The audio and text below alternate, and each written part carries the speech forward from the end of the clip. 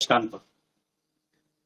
बेटा हम लोग का जो बैच चल रहा है उसमें हमने इनऑर्गेनिक और ऑर्गेनिक, मतलब इनऑर्गेनिक कंप्लीट कर ली है, फिजिकल कंप्लीट कर ली है, ऑर्गेनिक हमें डिस्कस करना है। तो ऑर्गेनिक से मेन बात जो है कि ऑर्गेनिक से आपका क्वेश्चन ज्यादा आता है। जीआईसी मेंस की बात करूं मैं तो ऑर्गेनिक से क्वेश्चन ज्यादा आता है जीआईसी मेंस में। भाई 2 एग्जाम आपके हुए, एक आपका जीआईसी मेंस, दूसरा आसन पद्धति। तो इनऑर्गेनिक हमने कंप्लीट कर ली है, उसका हम लोगों ने टेस्ट पेपर भी आपको दे दिया है, आप उसको लिख के, मतलब मेंस का टेस्ट पेपर आपको दे दिया गया है, आप राइटअप करके भेज रहे हो। अभी इस समय एवल्यूएशन थोड़ा पुशअप है, क्योंकि इसलिए पूछ कर रखा है उसे बेटा, क्योंकि मेन वजह यह है कि अभी आपका हम लोग को सिलेबस खत्म करना है, कंप्लीट करना है। तो इसलिए आपका एवल्यूएशन थोड़ा कम से कम एक टेस्ट सभी के चेक हो गए और बाकी थोड़ा स्लो डाउन चल रहा है, क्योंकि हमें टाइम भी हम चाह रहे हैं कि 15 से पहले हम लोग का सिलेबस कंप्लीट हो जाए, सारे यूनिट टेस्ट भी आपको मिल जाए, ताकि आप अपनी प्रैक्टिस यूनिट टेस्ट तक की कर लें। उसके बाद हम लोग इवोल्यूशन भी स्टार्ट कर देंगे। और जैसे ही हमारा एक बार सिलेबस कंप्लीट होगा, भाई देखिए इनऑर्गेनिक हो गया है, फिजिकल कंप्लीट हो गया है, कल ही फिजिकल कंप्लीट हुआ, आपको पूरा उसका नोट्स वीडियो सब मिल चुका है। अब आते हैं ऑर्गेनिक पर। ऑर्गेनिक पर हम इसलिए कह रहे हैं कि ऑर्गेनिक पर हम बात जो करेंगे, पहले थोड़ा समझिए इसको ध्यान से। ऑर्गेनिक केमिस्ट्री में जो आपका नंबर ऑफ क्वेश्चन की बात करोगे तो 3 क्वेश्चन मेनली माने जाते हैं, इनऑर्गेनिक, ऑर्गेनिक, फिजिकल। तो ऑर्गेनिक से क्वेश्चन 2 जो मेंस हुए हैं आपके जीआईसी मेंस और आसन पद्धति, दोनों में भाई 100 होना चाहिए, लेकिन जीआईसी में 120 नंबर का क्वेश्चन आया और आसन पद्धति में 130 नंबर का। तो मैं थोड़ा उसको ब्रीफ कर दूं, फिर आते हैं। सॉरी, जीआईसी में पहला क्वेश्चन जो था वो ऑर्गेनिक का था 25 नंबर का, दूसरा क्वेश्चन वो भी ऑर्गेनिक का था 25 नंबर का, छठा क्वेश्चन था ऑर्गेनिक का 15 नंबर का। क्वेश्चन नंबर बता रहा हूं मैं आपको। 7वां क्वेश्चन था 15 नंबर का, 11वां क्वेश्चन नंबर 10 नंबर, 12वां ऑर्गेनिक से 10 नंबर, 13वां ऑर्गेनिक से 10 नंबर, और क्वेश्चन नंबर 20 जो बेटा आपका आता है वो आता है एक्चुअली सिंगल ऑर्गेनिक, मतलब उसमें जीआईसी में जो मेंस हुआ पिछली बार, आसन पद्धति का जो मेंस हुआ, उसमें एक ही क्वेश्चन ऑप्शनल मिला, क्वेश्चन नंबर 20, जो शॉर्ट नोट्स लिखने था, उसमें 2 शॉर्ट नोट्स थे, 2 में से कोई एक लिखना था। तो उसमें भी आपका जो है, जो एक आपका सॉल्वेंटी प्रोडक्ट पर था, यानी फिजिकल केमिस्ट्री का, और एक आपका ऑर्गेनिक केमिस्ट्री का नायलॉन पर आपको शॉर्ट नोट्स लिखना था। तो कुल ले के देखें तो भाई 25 ये 25 25 50 30 80 90 100 110 120, यानी 120 नंबर्स आपके मार्क्स की बात करें तो मार्क्स आपके कितने हो गए? 120 ओनली फ्रॉम ऑर्गेनिक। यानी ऑर्गेनिक पर हमें फोकस रखना है। ऑर्गेनिक के साथ जो मेन समस्या क्या आती है, बेसिक्स कॉन्सेप्ट से क्वेश्चन आते हैं, फिर रिएक्शन से क्वेश्चन आते हैं, यानी जितनी आपकी रिएक्शन पर कमांड होगी आपका मार्क्स गेनिंग उतना ज्यादा। तो हम लोग बेसिक्स पहले डिस्कस करेंगे, जो कॉमन रिएक्शन है उसे डिस्कस करेंगे, फिर जैसे ही अपना सिलेबस पूरा होगा, क्योंकि फिजिकल और इनऑर्गेनिक में जितना हमें बताना था हमने थ्योरेटिकल पोर्शन बता दिया है। क्वेश्चन आप करो तो उसकी प्रैक्टिस तो हम लोग करते हैं, टेस्ट डिस्कस होगा तो जब टेस्ट डिस्कस होगा तो क्वेश्चन की प्रैक्टिस हो जाएगी। लेकिन ऑर्गेनिक में आपको जितनी भी रिएक्शंस किसी एग्जाम में आई हैं, मैं कोशिश करूंगा कि कम से कम आपको 400-500 से ऊपर रिएक्शन की प्रैक्टिस कराऊंगा। नंबर इससे ज्यादा हो सकता है, रिपीटेड भी होगा उसमें बहुत सी रिएक्शंस, लेकिन कोशिश रहेगी कि लगभग कोई ऐसी रिएक्शन, अभी हो सकता है बेटा आप ऐसी कोई आ जाए जो हम लोगों ने ना प्रैक्टिस की हो, लेकिन मेरा प्रयास रहेगा कि लगभग आपका जो भी रिएक्शन आए, नेम रिएक्शन आए एग्जाम में, आप कर सो। इस पर मैं पूरा फोकस रखूंगा। एग्जाम आपका 30 अगस्त को हो रहा है, तो आप ये समझ लीजिए कि आपको ऑर्गेनिक से इनऑर्गेनिक फिजिकल हमने कर लिया, ऑर्गेनिक से भी कोई डरने की बिल्कुल आवश्यकता नहीं है। हम लोग पूरा इस पर लगेंगे, पहले बेसिक्स मतलब जो चैप्टर वाइज पढ़ लेंगे, फिर रिएक्शन जिस चैप्टर में जितनी हो तो मैं कराऊंगा ही चैप्टर के साथ साथ। इसके अलावा बाकी जहां जहां मुझे रिएक्शन मिलेगी, नेम रिएक्शन, सब कुछ ऐसा प्रैक्टिस करेंगे कि कुछ भी पूछ ले हम लोग आंसर कर सके। इस एटीट्यूड से हम लोग तैयारी करनी है, क्योंकि देखिए हमें सिलेक्शन लेना है और सिलेक्शन ही सबसे जो उचित जवाब है आपका सोसाइटी में, क्योंकि सिलेक्शन के पहले आदमी कहता है ना कि पता नहीं पढ़ते हैं कि नहीं पढ़ते, तो सिलेक्शन ही आपको जवाब देता है। दूसरा आते हैं भाई, दूसरा एग्जाम हुआ, 2 एग्जाम हुए, एक तो जीआईसी मैंने बता दिया जिसमें 120 नंबर का क्वेश्चन आया ऑर्गेनिक से। अब हम बात करते हैं आश्रम। आश्रम में पहला क्वेश्चन जो था 25 नंबर का वो ऑर्गेनिक से, दूसरा क्वेश्चन वो 25 नंबर वो भी ऑर्गेनिक से, 9वां क्वेश्चन 15 नंबर का ऑर्गेनिक केमिस्ट्री से, 10वां क्वेश्चन 15 नंबर का ऑर्गेनिक केमिस्ट्री से। 14 नंबर क्वेश्चन जो आपका था, क्वेश्चन नंबर है, ठीक है, क्वेश्चन नंबर बना पड़ेगा क्या है। ऑर्गेनिक केमिस्ट्री से क्वेश्चन नंबर 15 जो कि 10 नंबर था, ये मार्क्स है, ये मार्क्स ऑर्गेनिक केमिस्ट्री से। 15 के बाद क्वेश्चन नंबर 16 जो था वही आपका 10 नंबर ऑर्गेनिक से। 17 क्वेश्चन नंबर ऑर्गेनिक केमिस्ट्री से, और जो 20वां था जो कि ऑप्शनल रहता है वो भी फ्रॉम ऑर्गेनिक केमिस्ट्री। कितने हो गए बेटा? 50, 30, 80, 90, 100, 10, 20, 30, यानी मार्क्स कितने हो गए? 130 ओनली फ्रॉम ऑर्गेनिक। मैं ये क्यों बताना चाह रहा हूं आपको, ऐसा नहीं कि मैं आपको डरा रहा हूं, मेरा कहने का मतलब ये है कि आप जो भी पढ़ रहे हैं उसकी क्या इंपॉर्टेंस है ये आपको पता होनी चाहिए। उसकी क्या इंपॉर्टेंस है ये आपको पता होती है तो पढ़ने में इंटरेस्ट आता है। यदि आपको हम पढ़ा रहे हैं और आपको ये नहीं पता कि इससे हमें कितने मार्क्स का गेन होगा तो पढ़ने में थोड़ा उतना मजा नहीं आता है। तो हम लोग जो है, आज तारीख है 5, अभी हमारी 2 क्लास होगी, एक मॉर्निंग में एक इवनिंग में। कल 2 क्लास होगी मॉर्निंग इवनिंग, हमको बताई थी संडे तक हम लोग की 2 क्लास होगी, तो आगे भी हम टाइम निकालेंगे कि एटलीस्ट एक क्लास तो पर डे होगी, 2 भी हो जाए, ऐसा कोशिश करूंगा। तो हम लोग अपना सिलेबस जो टारगेट हमने किया था कि 10 बताया था मैंने आपको, लेकिन मैंने कहा था कि 13-14 हो सकता है, तो बात 13 तक मैंने फिक्स कर रखा है, 13 तक कंप्लीट हो जाए सिलेबस अपना इनऑर्गेनिक और फिजिकल डन है। ऑर्गेनिक में मैं कोशिश करूंगा 13 तक आपका हो जाए, फिर प्रैक्टिस रह जाए। प्रैक्टिस में मेन ऑर्गेनिक रिएक्शंस की प्रैक्टिस है। जब हम चैप्टर्स पढ़ाएंगे तो वहां पे हम रिएक्शंस मैकेनिज्म बताएंगे आपको, लेकिन और भी जो मेरे पास कलेक्शंस है वो सारे कलेक्शंस टेस्ट पेपर में तो जाएंगे, अलग से भी आपको मिलेंगे। तो चलिए स्टार्ट करते हैं हम लोग। जो हम स्टार्ट करेंगे वो है ऑर्गेनिक का मेन बेस्ड जीओसी। उम्मीद करते हैं 4 लेक्चर लगेगा इसमें, क्योंकि प्रैक्टिस में करनी है हम लोग को। तो ये सिलेबस है उसका, जो आपका जीआईसीपी का सिलेबस है वही जीआईसी मेंस का सिलेबस है। तो ये तो क्लासिफिकेशन ऑफ कंपाउंड्स, इसमें कोई खास बात नहीं कि आपको पता है, इसमें कोई लिखनी। आईयूपीएसी नॉमेनक्लेचर आप कर लेगा, बहुत सिंपल सा है, इस पर मुझे बहुत काम नहीं करना है, ये आपके पास डाटा है, आप कर लो। टाइप्स ऑफ रिएक्शन ये हम लोग आगे पढ़ते चलेंगे। रिएक्शन मैकेनिज्म, इससे यहां से हम लोग काम स्टार्ट होगा। होमोलिटिक फ्यूजन, हेटेरोटिक फ्यूजन, ये हम आपको बताएंगे कि यहीं से आपका आएगा कार्बोकेटायन, कार्बेनायन, ये सब की बात होगी। तो वही इसके आगे है, कार्बोकेटायन, कार्बेनायन, कार्बीन, इन सब का फॉर्मेशन, स्टेबिलिटी, स्ट्रक्चर, ये चारों आपको जो है इंपॉर्टेंट है। इनका फॉर्मेशन कैसे बनते हैं और स्टेबिलिटी ऑर्डर क्या है, और ये स्टेबिलिटी ऑर्डर तो मान लीजिए आपका उसके लिए हो गया ऑब्जेक्टिव के लिए, कौन ज्यादा स्टेबल है कौन कम स्टेबल है, क्यों, इस तरह क्वेश्चन आपके आते हैं वहां से बेस में। इलेक्ट्रोफाइल क्या होता है, शॉर्ट नोट्स आ सकता है, नहीं पूछ सकता है इलेक्ट्रोफाइल। SN2 रिएक्शन, देखिए SN2 यहाँ पर बता रखा है, हम लोग डिस्कस करेंगे इसको डिस्कशन में, यहाँ तो भाई जीओसी में दे रखा है SN1, SN2, E1, E2, इसका डिसीजन होगा आपका एल्किल हाइड, क्योंकि वहां पर ही हम लोग जो है हाइलाइट्स में SN1, SN2 करते हैं, E1, E2 करते हैं, तो हम लोग इसको वहां डिस्कस करेंगे। हॉफमैन प्रोडक्ट क्या है, सर्जर प्रोडक्ट क्या है, क्यों हॉफमैन बनेगा, क्यों सर्जर बनेगा, ये सब का हम लोग को नॉलेज ठीक से होना चाहिए और कहीं भी कोई कंफ्यूजन नहीं होना चाहिए। ये हम लोग सीखेंगे आराम से, यहाँ भी टाइम मिला, अदरवाइज देखिए ऑर्गेनिक पूरा एक है, चाहे मैं उसको जीओसी के अंदर ले लूँ कुछ पोर्शन चैप्टर में डाल दूं, जैसा मेरा रहेगा उस मैं करूंगा। फिलहाल ये सिलेबस में इसे जीओसी में दे रखा है। और E1, E2 भी इसी में मान लीजिए, E1, E2,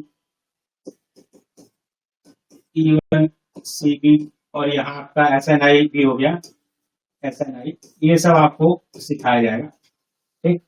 फिर आता है इलेक्ट्रॉनिक डिस्प्लेसमेंट इन कोवेलेंट यानी इंडक्टिव इफेक्ट, यहीं से आज मैं शुरू करूंगा, शुरुआत में यहीं से करूंगा। Inductive effect, electromagnetic effect, resonance क्या होता है, हाइपर कॉन्जुगेशन क्या होता है, और Huckel rules for aromaticity and anti aromaticity, क्योंकि आपको पूछेगा कि 4 दे रखा है, इसमें डिफरेंशिएट करना है, कौन आपका एरोमेटिक है, कौन एंटी एरोमेटिक है, कौन नॉन एरोमेटिक है, और अपने आंसर को जस्टिफाई भी करना है। तो आपको वो क्वेश्चन पूछा जाता है तो किस तरह आंसर लिखना है, ये सब की बात भी हम लोग करेंगे। क्योंकि देखिए पता आपको ऐसा नहीं कि नॉलेज नहीं है, क्योंकि आप लगातार एग्जाम दे रहे हैं तो आपको सब्जेक्ट नॉलेज में कहीं कोई समस्या नहीं है। मेन समस्या है लिखना कैसे है और कितना लिखने से हमें मार्क्स मिल जाए और टाइम भी बचे ताकि मैं अगले क्वेश्चन को अपना दे सकूं। सारा खेल इसी चीज का है।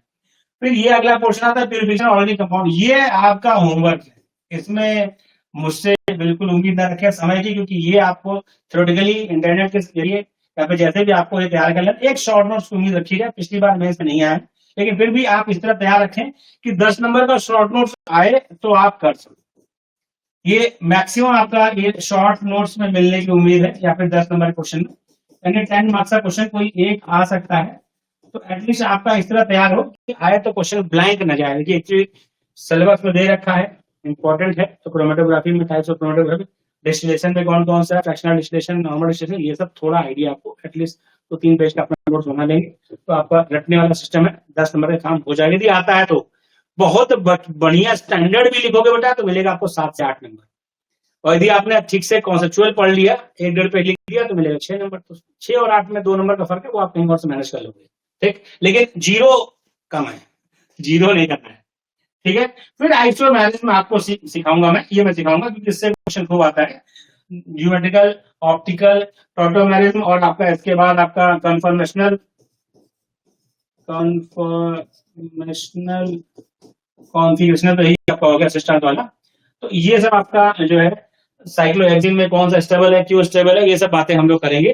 तो ये पूरा आपका जीओसी का सिलेबस है। उम्मीद करता हूँ कि 4 लेक्चर यानी 2 दिन में हम प्रयास करेंगे इसे अच्छे से सीखने का। यदि कुछ बड़ा तो 4 लेक्चर बढ़ जाएगा। तो ये आपकी बात हो गई सिलेबस की। सिलेबस हमने ब्रीफ कर दिया, आप सबके पास सिलेबस है, आपको अवेलेबल है। नहीं अवेलेबल है तो मेरे ऐप पर अवेलेबल है, वहां से आप देख सकते हैं। नहीं तो ग्रुप में भी हमने भेज रखा है क्लास के, तब भी नहीं है तो मुझसे कहेंगे मैं दोबारा भेज दूंगा। अब आते हैं थोड़ा हम डिस्कस कर लें। ये क्वेश्चन आया है जीआईसी, ये जीआईसी 20-21 में आप मान लीजिए 21 में, 20 में फॉर्म भरा, 21 में एग्जाम हुआ। तो ये पहला क्वेश्चन है जीआईसी का, जो जीओसी के सिलेबस के अकॉर्डिंग आया। Give suitable example, explain the mechanism of SN1 SN2 reaction, discuss the stereochemistry of these reaction with if the substance। तो कायरल आपको सब्सटेंस की कायरल लेना है, यानी जो सब्सटेंस लेना है कायरल लेकर ही आपको SN1 SN2 रिएक्शन की बात करनी है, उसकी मैकेनिज्म बतानी है, और कौन कौन से फैक्टर है यानी स्ट्रक्चर, न्यूक्लियोफाइड, लीविंग प्रोबेबिलिटी और सॉल्वेंट इफेक्ट, ये 4 इफेक्ट दोनों में डिस्कस करने हैं। और कायरल कंपाउंड लेकर ही आपको दोनों एक्सप्लेन करना है। पिछली बार इस क्वेश्चन ने बहुत बच्चों का नुकसान भी किया। कई बच्चों ने अपना एक्सपीरियंस बताया कि सर मैं पहले आंसर में 45 मिनट दे गया। 45 मिनट इज रॉन्ग। आपको स्मार्ट मूव करना है। उसने कायरल मॉलिक्यूल कह दिया है तो आपको जो एग्जांपल देना है वो कायरल मॉलिक्यूल लेकर ही देना है। तो आपका दोनों बात हो गई, क्योंकि उसने बाइफर्केशन कहीं किया नहीं है, तो आप फ्री हो अपनी बात रखने के लिए। तो ऐसा नहीं कि पहले आप कॉमन रिएक्शन लिखो, उसकी मैकेनिज्म बताओ, फिर कायरल मॉलिक्यूल लो, उसकी मैकेनिज्म बताओ बेटा, तो आपका टाइम किल हो रहा है। 25 नंबर क्वेश्चन मतलब 15 मिनट पहला क्वेश्चन आपका है, तो मान लो 1-2 मिनट बढ़ा लो, 17 से 18 मिनट मैक्सिमम इसको कंप्लीट कर देना है। और पहले तो आपका माइंडसेट होगा कि मुझे कायरल मॉलिक्यूल ही लेना है, SN1 बताना है, SN2 बताना है, दोनों में कंपेरिजन भी कर लीजिए, रिएक्टिविटी ऑर्डर बता दीजिए, फिर जो है फैक्टर्स आपके भाई सबस्ट्रेट का फैक्टर, न्यूक्लियोफाइल की स्ट्रेंथ, मतलब आपका सॉल्वेंट, और बाकी जितने फैक्टर्स हैं ये सब आप डिस्कस करोगे तो 2-2 लाइन में डिस्कस हो जाएंगे। बस स्ट्रक्चर में थोड़ा टाइम लगेगा, हमें stability of carbon decided, SN1 reaction order, तो वो सब आप बता। फिर अगला क्वेश्चन आपका जो आया E2 से, E2 आपका 15 नंबर का है। इसमें आपको देखा rank the following compounds in E2 elimination. आपको बताना है कि किसमें E2 एलिमिनेशन सबसे फास्ट होगा, उससे कम उससे कम, विद एक्सप्लेनेशन, यानी इनडायरेक्टली सबका आपको रिएक्शन करके दिखाना है, प्रोडक्ट बनाना है और बताना है कौन ज्यादा रिएक्टिव है कौन कम रिएक्टिव। 15 नंबर क्वेश्चन ये सेम पेपर का है बेटा, मैं आपको सेम पेपर बता रहा हूँ। तीसरा देखिए, arrange the following in decreasing, पढ़ने में ध्यान रखिए, इंक्रीजिंग डिक्रीजिंग कभी मिस हो जाता है। तो कहा arrange the following compound in decreasing order of SN1 reactivity with expression, यानी यहाँ भी आपको पहले ऑर्डर लिखना है, फिर जो ऑर्डर आपने डिसाइड किया है उसका रीजन लिखना है। 10 नंबर का क्वेश्चन है, 50 वर्ड लिमिट होती है, तो 50-60 वर्ड में आप आराम से इजी वे में ये आंसर बता लोगे। तो ये तीनों क्वेश्चन ऐसे हैं कि यहाँ आपको बहुत अच्छा लिखते हो तो मोटा मोटा मान लीजिए 20 से 23 मार्क्स आपको मिलने में कोई समस्या नहीं। मैं टेस्ट देता हूँ तो 25 देता हूँ, अलग बात है, ताकि आपका मोरल बना रहे। लेकिन वहां यदि आपने अच्छा आंसर, बड़ा आंसर नहीं, ध्यान रखिए बड़े आंसर अच्छे आंसर में फर्क है। यदि आप सोचते हैं कि भाई 8-10 पेज मिला है, मैंने 10 पेज भर दिया, तो मैं आपको बता दूं कोई बहुत फायदा नहीं है। यदि आप सिर्फ 5 पेज में भी आंसर अच्छा लिखते हैं, पूरे आंसर को जो मैंने बताया, कायरल मॉलिक्यूल ही आपने लिया, factors affecting SN1 reaction, factors affecting SN2 reaction, ये सब डिस्कस किया तो आपने स्टैंडर्ड आंसर लिखा है, भले आपका 5 ही पेज में हो गया। 8 पेज आपने लिखा है, पूरी कहानी यहाँ वहां की राम कहानी लिखी है, तो कुल लेते उठा के मैक्सिमम 12-13 नंबर पर देगा ही नहीं, भले आपको उसको लिखने में आधे घंटे लग गए, 1 घंटे लग गए, उससे कोई लेते नहीं।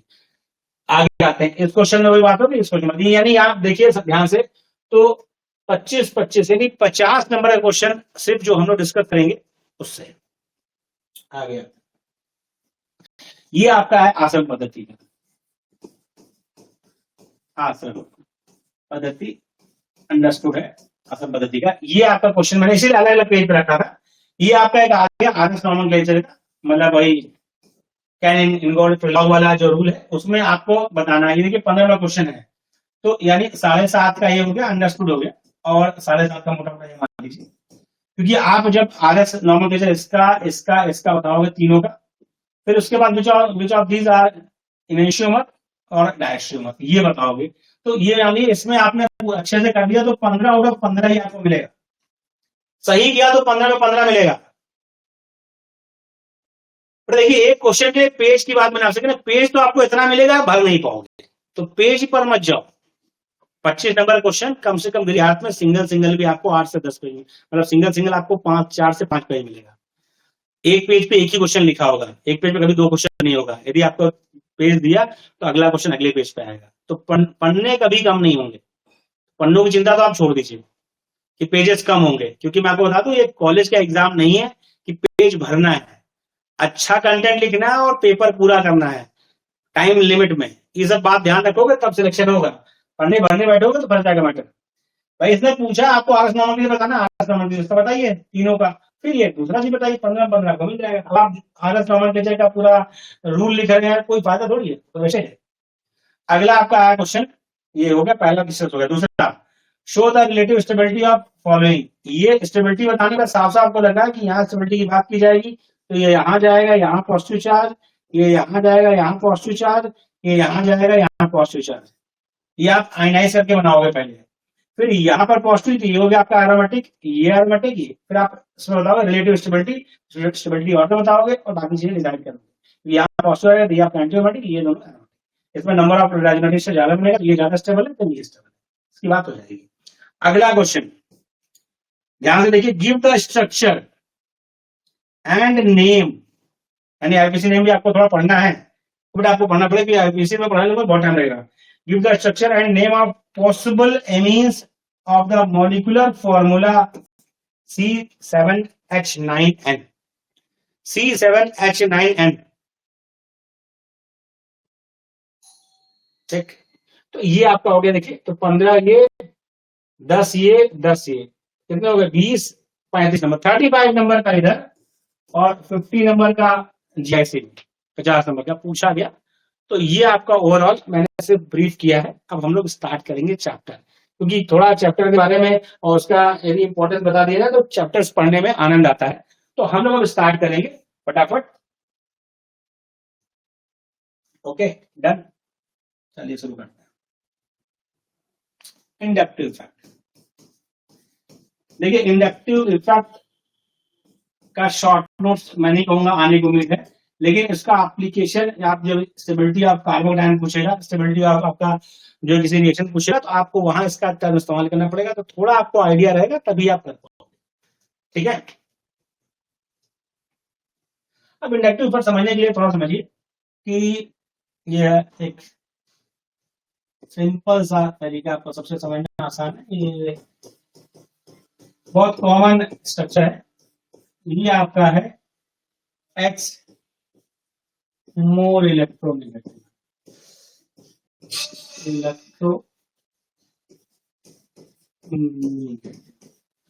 ठीक है।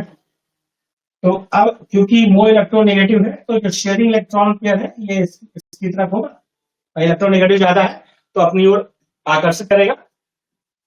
तो X पर पार्शियल नेगेटिव चार्ज, क्यों? क्योंकि इसने जो शेयर्ड इलेक्ट्रॉन पे भाई बॉन्ड बना, तो ये बात तय थी कि दोनों एक इलेक्ट्रॉन दिए, सिंगल बॉन्ड फॉर्म किए, तो कायदे से ये दोनों के बीचों बीच होना चाहिए। लेकिन आपको पता है इलेक्ट्रोनेगेटिविटी जिसकी ज्यादा होती है वह शेयर्ड इलेक्ट्रॉन पेयर को अपनी ओर पोलराइज कर लेता है, अपनी ओर कर लेता है।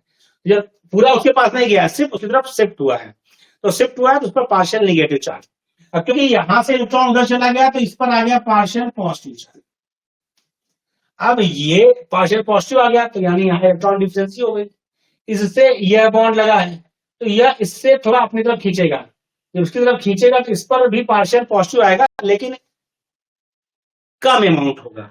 तो डबल पार्शियल का मतलब ज्यादा नहीं होता है, डबल पार्शियल का मतलब पॉजिटिव चार्ज है लेकिन उसका मैग्नीट्यूड, इसका जो पॉजिटिव चार्ज है इससे कम है।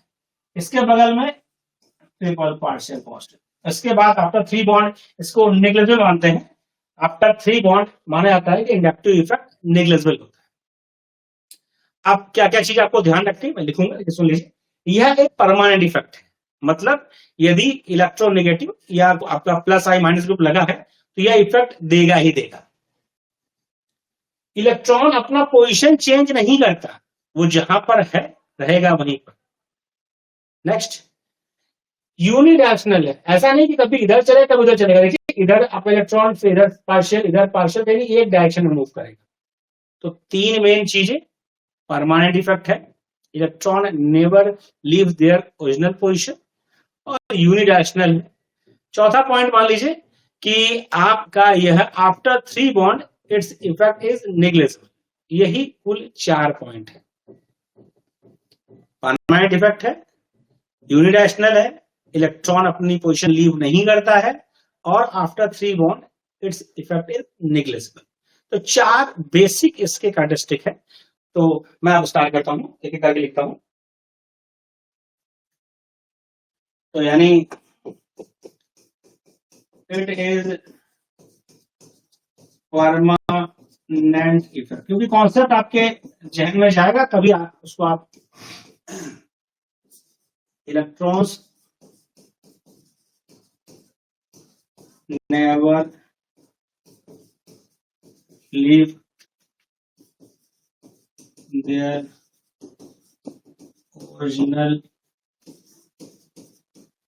position. Leave their atomic order, सही वर्ड है, और पोजिशंस, भाई पोजिशन की बात की एटॉमिक ऑर्डर कहेंगे।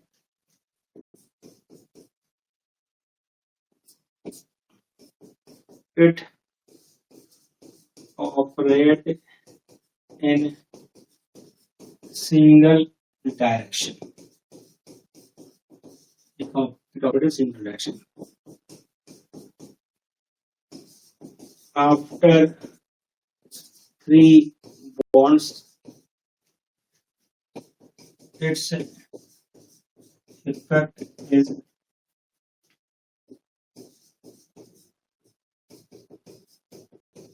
नेग्लिजिबल। नोट डाउन, फटाफट नोट डाउन करिए।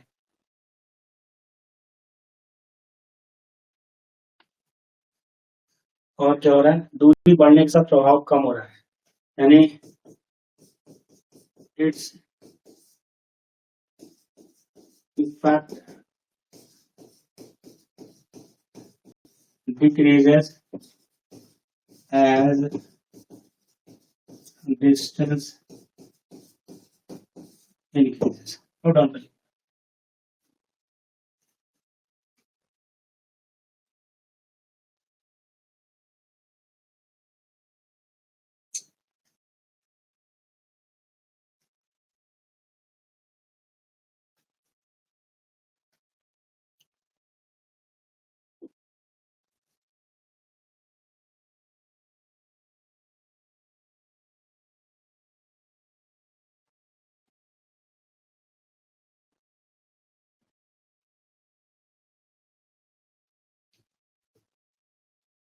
Done,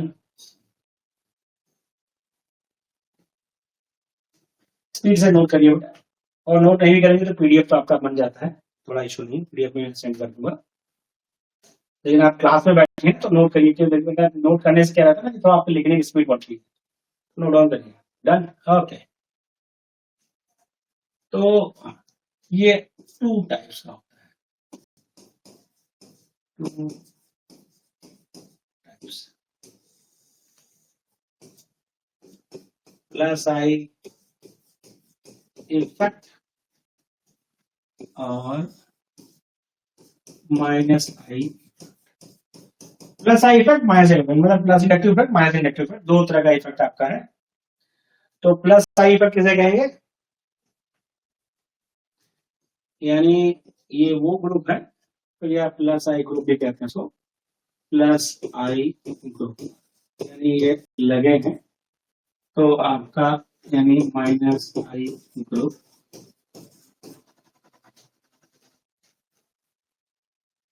groups which donate, plus का मतलब बेटा देगा, groups which donate electron density, क्योंकि प्रॉपर इलेक्ट्रॉन देता है, फिर मतलब पोलराइजेशन ऑफ इलेक्ट्रॉन होता है, तो groups which donate electron density via inductive effect. तो प्लस आई ग्रुप कहलाएंगे, प्लस आई इफेक्ट। इसमें ऑर्डर क्या है, टर्शियरी एल्किल का प्लस आई और सबसे आगे, देन सेकेंडरी एल्किल का, देन प्राइमरी एल्किल का, then CH3, then H, sorry then D। आप अपने कॉपी में से लिखिए, मेरी मजबूरी क्या है, मुझे वहां माइनस आई लिखना है, इसलिए मुझे इसी में लगाना है।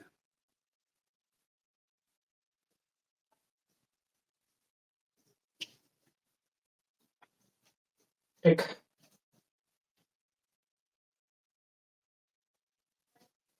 डन। ये क्या होता है, ये आपका होता है groups which withdraw electron density via inductive effect। जो इलेक्ट्रॉन डेंसिटी विड्रॉ करता है इंडक्टिव इफेक्ट के द्वारा, वो आपका माइनस है। इसका ऑर्डर है NH3 plus NO2 CN SO3H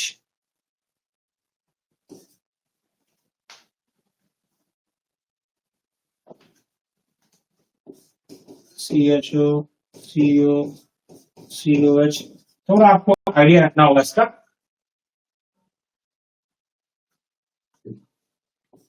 CuNH2 FCl BrI रखा होगा,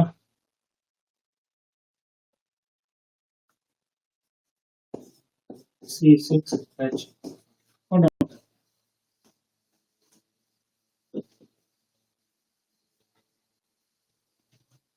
एप्लीकेशन का एक साथ पढ़ेंगे हम लोग मिक्स करके, क्योंकि एक एक एप्लीकेशन पढ़ेंगे तो फिर बहुत टाइम लग जाएगा, तो पहले हम लोग थोड़ा वो सीख लेते हैं, फिर एप्लीकेशन जो है पढ़ लेंगे। क्योंकि हम आपको होमोलिटिक हेटेरोटिक फिजिक्स दिखाएंगे, तो कार्बोडाइन कार्बन आयन और एल्कीन ईथर का स्टेबिलिटी जो है तो हम बात कर लें, पहले कॉन्सेप्ट हम लोग डिस्कस कर लें।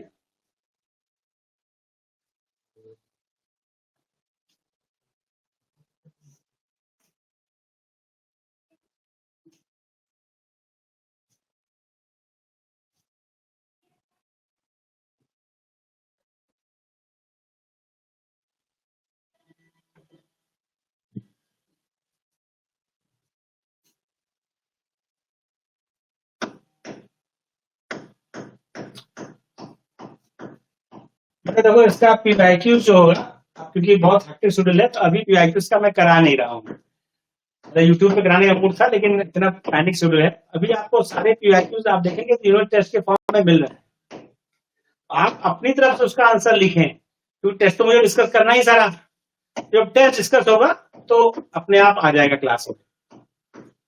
क्योंकि मेरा प्लान था पहले कि मैं यूट्यूब पर अपलोड करूं, लेकिन क्लासेस का ऐसा शेड्यूल है कि भाई आपकी क्लास है, फिर कोऑर्डिनेट क्लास है, फिर पेपर है, तो टाइम निकल नहीं पा रहा है। तो इसलिए मतलब आपको मिलेगा, चाहे यूट्यूब से मिले चाहे जहां से मिले, मिलना टाइम एग्जाम के काफी पहले, पीआईक्यू सारे मिल जाएंगे, लेकिन अभी इस समय 12 तक तो टोटल बंद है, फिर आपको सारे जाएंगे, लेकिन बेटा थोड़ा इंतजार, थोड़ा साउंड पोल्यूशन से बेटा आप जो है एडजस्ट करिए, क्योंकि फ्लैट के बगल में जो फ्लैट है उसमें काम चल रहा है कुछ।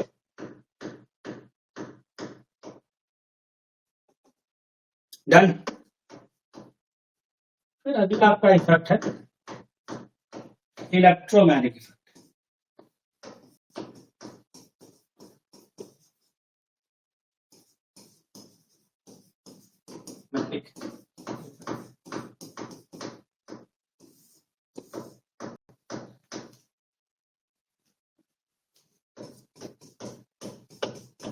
It is temporary effect.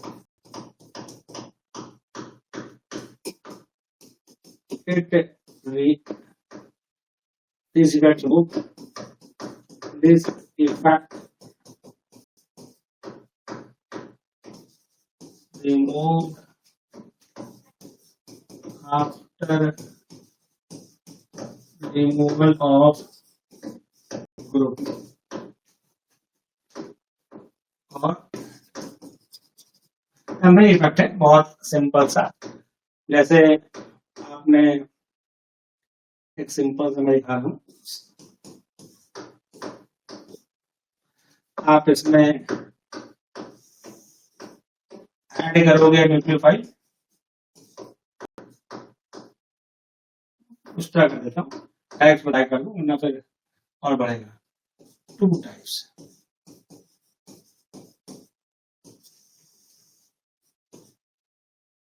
यानी इसको इलेक्ट्रोमैग्नेटिक है तो शॉर्टकट में ई इफेक्ट भी है, तो plus E effect.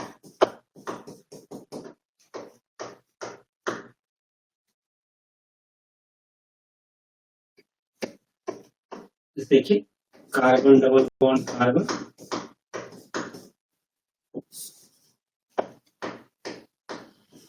H plus कर दिया,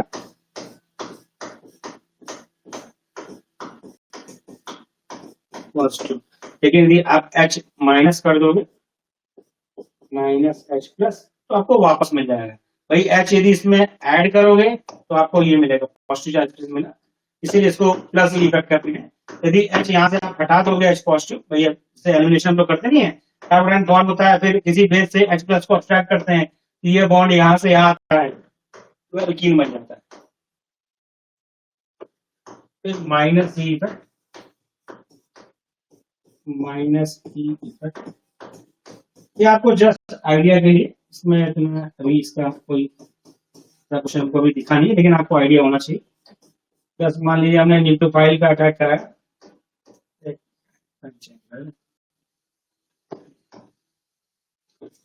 सी डबल बॉन्ड को plus C N minus,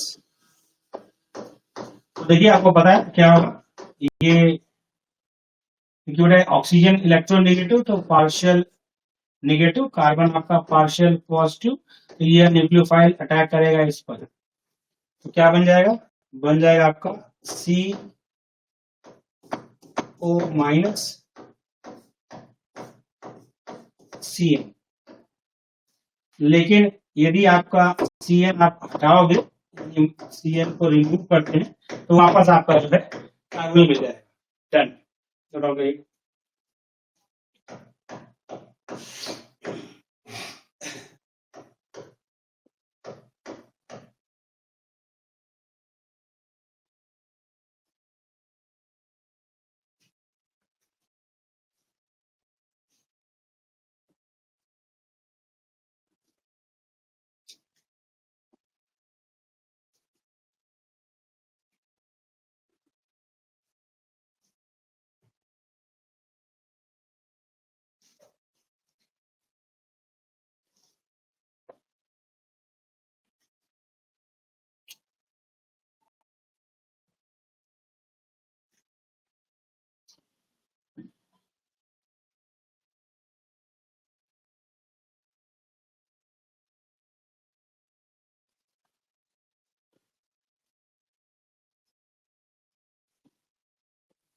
done, sorry. ये सारे कॉन्सेप्ट आपने पढ़े हैं कई बार, हम सिर्फ उनको आपको कहने की मतलब से बहुत दिनों तक जो है चीजें काफी देर में इस्तेमाल ना हो तो केमिस्ट्री आप तो उस पर थोड़ा धूल जम जाती है, तो मैं उस धूल को सिर्फ साफ कर रहा हूँ। ये आपको सारे कॉन्सेप्ट पता है, आपने बहुत बार पढ़ा है एग्जाम से पहले, अभी आप जस्ट देकर आए हैं, आपको हर चीज अच्छे से रिवाइज है, हम बस उसको आपको रिकॉल कर रहे हैं ताकि आप उसको कॉन्फिडेंस के साथ क्वेश्चन कर सकें। तो इसलिए किसी कॉन्सेप्ट को आप बहुत वो ना लें, आपको सारी चीजें पता है, हम लोग बस उसको क्या कर रहे हैं, आपको रिफ्रेश कर रहे हैं, एक वर्ड जो यूज करते हैं रिफ्रेश कर दिए, तो रिफ्रेश कर रहे हैं। डन। और आप भरोसे के साथ, मैं आपको बता दूं, पहले एग्जाम की डेट को लेकर चिंता मुझे लगता है आपकी लगभग लगभग खत्म है, थोड़ी बहुत जो बची है इस संडे तक वो चिंता भी खत्म हो जाएगी। संडे तक हम लोग, हमारे आपका डबल क्लासेस है, तो संडे तक हम लोग एकदम प्रॉपर उसमें आ जाएंगे कि हाँ अब हम लोग जो है किला फतेह कर सकते हैं। बस आप हिम्मत बांधकर लगे रहें, किला फतेह होकर रहेगा, कोई रोक नहीं सकता। बस ये है कि आपको अपने पे भरोसा रखना है, फॉर्म फटाफट भर के उसको प्रॉपर वे में मसले करिए और लग जाइए। क्या करना है मुझे, हाँ, हक्कल्स रूल ऑफ एरोमैटिसिटी। एक्चुअली इस रूल के साथ बहुत सी बातें हैं जो मतलब कि मैं एक्चुअली जीडीसी का भी करा रहा हूं साथ में, तो जीडीसी का भी तैयारी में अगर मतलब कि चल रहा है हमारा टेस्ट सीरीज, तो उसमें क्वेश्चन मैंने दिए, ऐसा नहीं बच्चों को पता नहीं, पता बेटा सभी को बिना पता हुआ तैयारी करनी रहा है, लेकिन जब लिखने का समय आता है, राइटअप करना पड़ता है, तो समस्या ये आती है कि आपका जो रूल वगैरह है या कुछ मेन पॉइंट है उसमें यदि आप थोड़ा बहुत दाएं बाएं करते हैं तो मार्किंग में आपको नंबर कम मिलेंगे। भाई आपसे पूछ लिया कि कौन सा एरोमेटिक है, कौन सा कम एरोमेटिक है, 4 ऑप्शन में टिक कर दिया आपने, लेकिन आपसे पूछ लिया कि ये एरोमेटिक है या मतलब कौन सा एरोमेटिक एंटीबायोटिक का रीजन भी बताना है, तो आपको पॉइंट्स बहुत एक्यूरेट लिखने होंगे। और मैं इसलिए आपको ये वाक्य बता रहा हूं क्योंकि एक क्वेश्चन ने बड़ा कष्ट दिया था हमें। भाई होता क्या है, हर टीचर अपनी लाइफ में क्वेश्चन गुजरता रहता है, और मेरे लाइफ का ये फंडा है कि जो क्वेश्चन मेरा भी आपका भी रहेगा कि जब किसी एग्जामिनेशन में आपका कोई क्वेश्चन गलत होगा, वो भी आपकी थोड़ा पढ़ने में गलती से, मतलब गलती कह लीजिए, गलती कोई करता नहीं है, मैं उस टर्म यूज करते हैं हम लोग, सिली मिस्टेक। तो दिक्कत कहां आती है कि वह क्वेश्चन आपको जीने नहीं देगा जब तक आपका सिलेक्शन नहीं हो जाएगा। मेरे लाइफ में कई इंसिडेंट्स हुए, तो एक बार मैंने जब एग्जाम दिया छत्तीसगढ़ का, वहां सिलेक्शन नहीं हुआ, 2 क्वेश्चन थे, आज भी मुझे याद है कि उसमें बॉन्ड डिस्ट्रीब्यूशन एनर्जी पूछ रखा था, हैलोजन में ऑर्डर, वहां गलत हुआ मुझसे, सिलेक्शन नहीं हुआ, वेटिंग में रहा, जब तक सिलेक्शन दूसरा नहीं हुआ लगभग 3-4 साल लग गए। ज्वाइनिंग में तो काफी समय लगा, ये बात 2010 की है जब मैं वहां एग्जाम देने गया था, और फाइनली मैं 2013 पीएचडी में होके 16 में ज्वाइन किया मैंने। तो मतलब वो बहुत कष्ट देता था कि हो गया होता तो नौकरी कर रहा होता वगैरह वगैरह। फिर दूसरा एक क्वेश्चन और है जो जब भी इसकी बात चलती है तब मुझे क्वेश्चन याद आ जाता है।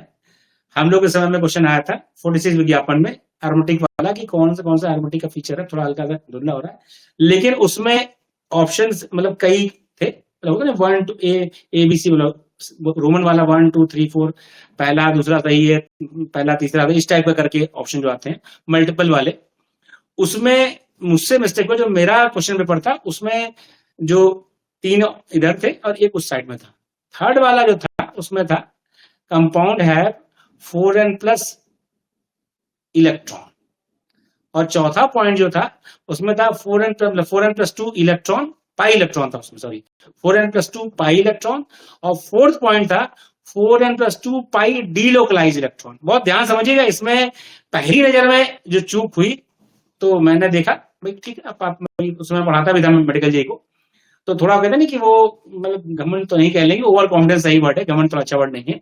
तो क्वेश्चन देखो मैं क्या आसान क्वेश्चन है, तो कष्ट कब हुआ जब हम करके आए तो मेरे काउंटिंग में था कि क्वेश्चन सही है। फिर भाई कहीं ना कहीं डिसीजन होता रहता है, तो दोस्तों में डिसीजन हुआ, वहां से लौट के आने पर इलाहाबाद में एग्जाम था, तो ट्रेन में तो ठीक है, मतलब बस से हम लोग गए थे, फिर लौट के आए, 2 दिन बाद किसी डिस्कस हो रहा था, उसने कहा इसका क्या लगा, मैंने कही तो बहुत उसने बोला गलत है। मैं कहा हो ही नहीं सकता। बोला नहीं गलत। मैं कहा सवाल ही नहीं उठता। तो उसने कहा क्वेश्चन फिर से पढ़ लो। पहली बार पढ़ा नहीं समझ में आया, दूसरी बार पढ़ा नहीं समझ में आया, तब भी उसने कहा तीसरी बार फिर से पढ़ो। जो मैं जब तीसरी बार पढ़ा बोला चौथा ऑप्शन पढ़ लो समझ में आ जाएगा। चौथा ऑप्शन पढ़ा तो लगा कितना बड़ा मिस्टेक है। आप खुद क्लास में पढ़ा रहे हैं, इतना ही फर्क था। 4n+2 pi electron, 4n+2 pi delocalise electron. तो ध्यान समझिए, टर्म का बड़ा फर्क है। तो आपने आंसर लिखा मान लीजिए 4n+2 पाई इलेक्ट्रॉन, और किसी बच्चे ने लिखा 4n+2 पाई डीलोकलाइज टर्म, तो डीलोकलाइज वाले को मार्क्स मिलेगा, आपका मार्क्स कटेगा। और टीचर का मूड खराब रहा तो पूरा ही कटेगा। ठीक है, तो इस चीज का ध्यान रखिए। इसीलिए वो वाक्य मुझे याद रहता है, और मैं जिक्र इसलिए करता हूं कि गलतियां आपसे ना हो। अभी मैं जीडीसी का पेपर में चेक कर रहा था, कई बच्चों ने वही चिपकाया 4n+2 पाई इलेक्ट्रॉन, और मैंने उनकी सबकी कॉपी में रेड पेन से एरो लगा के डीलोकलाइज लिख कर लिखा। तो इस चीज का ध्यान रखना है। तो अब हम बात कर रहे हैं रूट ऑफ इलेक्ट्रिसिटी की। क्या क्या है, बहुत सिंपल सिंपल है। Compound should be cyclic. Compound cyclic होना ही चाहिए, होना ही चाहिए। कंपाउंड शुड बी प्लेनर और नियरली प्लेनर। अभी बताओ क्या है कहना है इसको, नियरली प्लेनर। आप कैसे पहचानेंगे? आसान तरीका है, each carbon is carbon in ring is sp2 hybridized. ठीक, साइक्लिक हो गया, प्लेनर हो गया। और तीसरा point,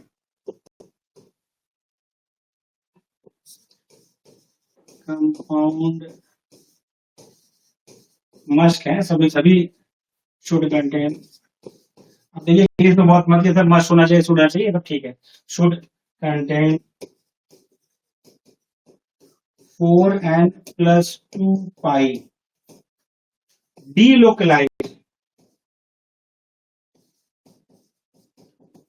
4n+2 pi delocalized electron where n equal to 0 or 1 or 2 or 3 Celsius। मतलब that is compound have 2 पाई या 6 पाई या 10 पाई delocalized electron, delocalized electron, no doubt।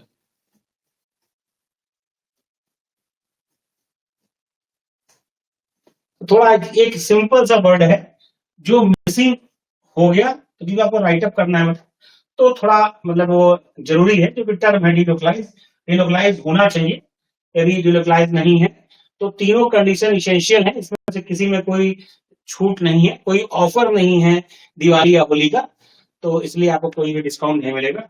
यदि आपने गलत किया तो नंबर कटेगा, डिस्काउंट का कोई चक्कर नहीं है।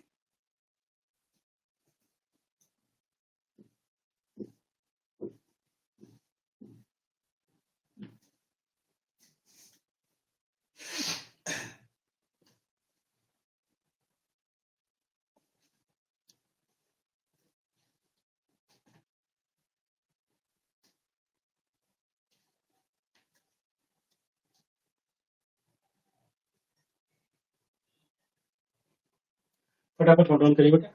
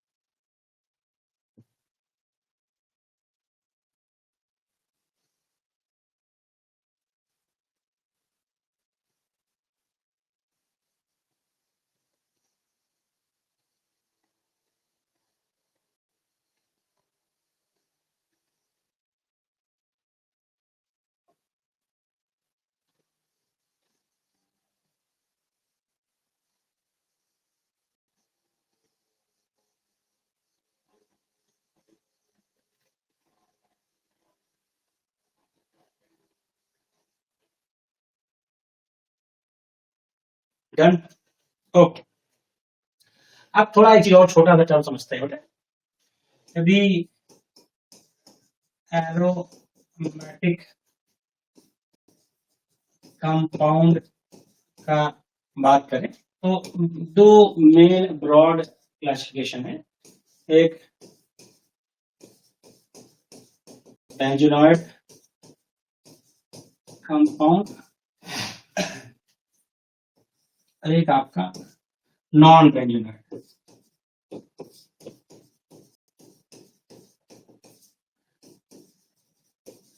इसके अलावा और भी क्लासिफिकेशन है, मैं सबसे ब्रॉड वाला कर रहा हूं समझने के लिए। यानी at least one benzene ring, तो पूरा कर दो। Non benzenoid aromatic compound, aromatic, ठीक है, हम लोग एरोमेटिक डिस्कस कर रहे हैं। ठीक, अब बेंजोनॉइड तो कहिए at least one benzene ring in morally well known benzene से स्टार्ट करें हम। आपका नेफ्थलीन,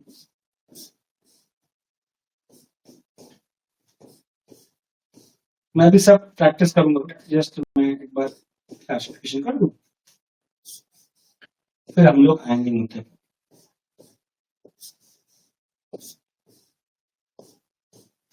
नॉन बेंजोनॉइड में आपका जो है एरोमेटिक हो लेकिन बेंजीन रिंग ना हो,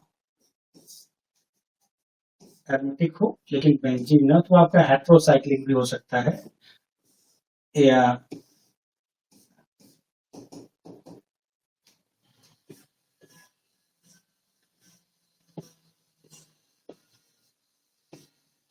बहुत से एग्जाम्पल है, मैंने कुछ लिखे हैं और आप नोट डाउन करिए, फिर हम लोग फटाफट क्वेश्चंस करेंगे।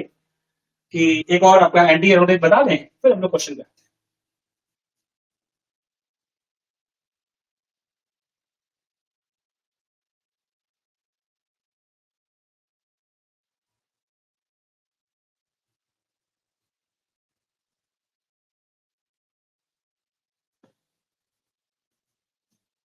डन। ओके, अब आपका है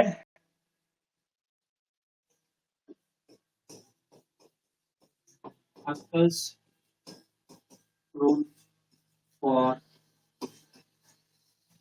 anti-aromaticity, Pascal rule for anti-aromaticity, इसमें भी यही है, compound should be cyclic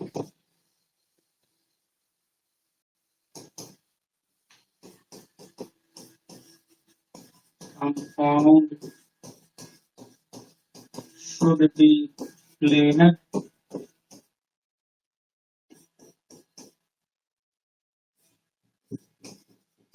compound should contain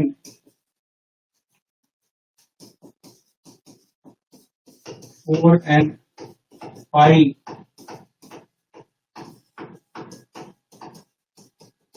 delocalized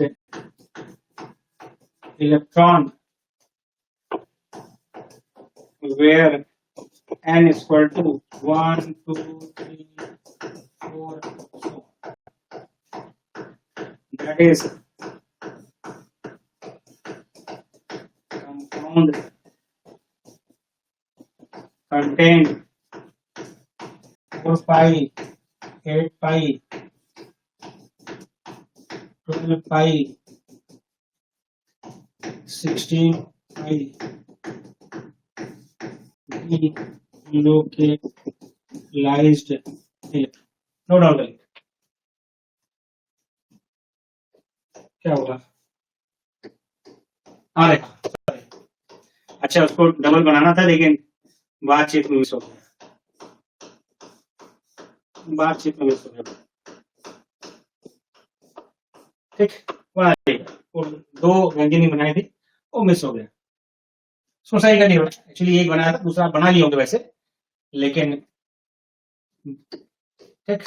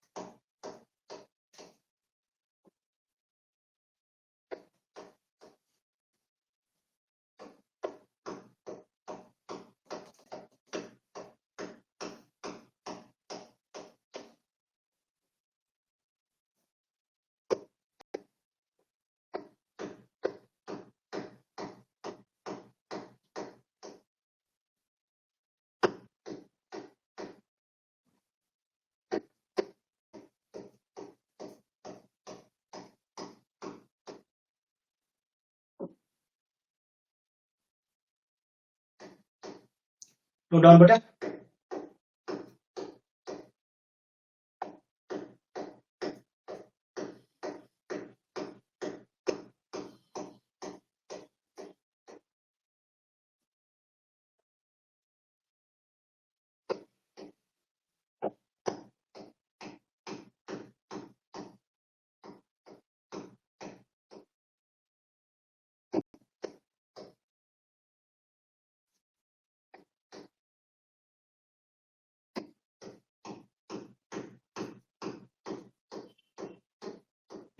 okay, अब देखिए स्टेबिलिटी ऑर्डर की बात करें। स्टेबिलिटी ऑर्डर की बात की बेटा, तो एरोमेटिक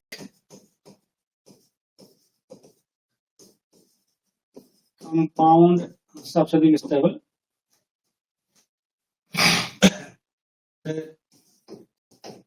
कॉन्जुगेट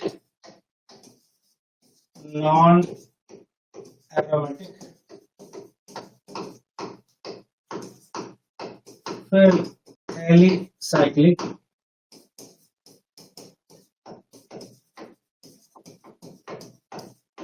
सबसे लीस्ट स्टेबल होता है एंटी एरोमेटिक। एंटी एरोमेटिक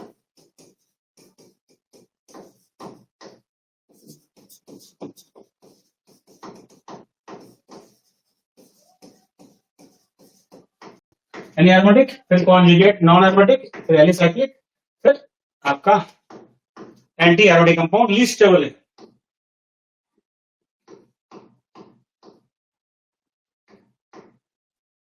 ठीक, डन। तो हम लोग क्वेश्चन करेंगे और आप लोग भी थोड़ा प्रयास करें उसका आंसर देने का।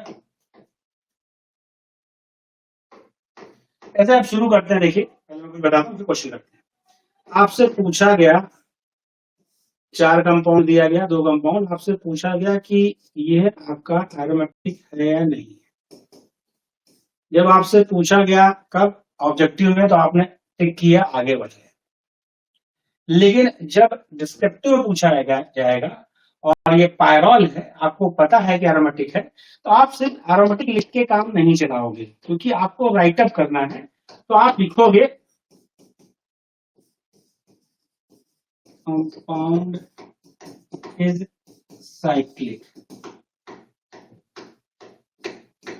लिखोगे बेटा, नंबर चाहिए तो लिखना पड़ेगा।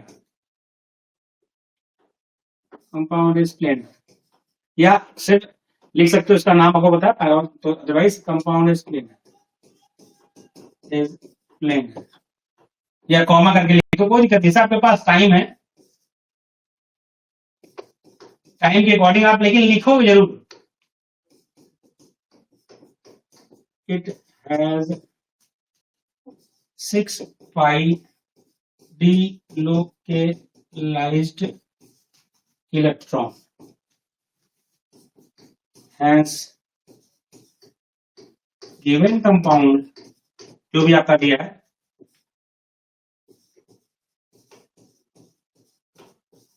follow हक्कल rule of aromaticity. लिखने में आपका अपना स्टाइल है, आप थोड़ा छोटा कर सकते हो, लेकिन ये आपको बताना जरूर है। और साथ ही एक काम और करना है भाई, आपको देखिए सब एग्जामिनर जो है उसे सब पता है कि इसमें लोन पेयर है या डिलोकलाइज होगा, उसे पता तो पूरा आंसर ही है।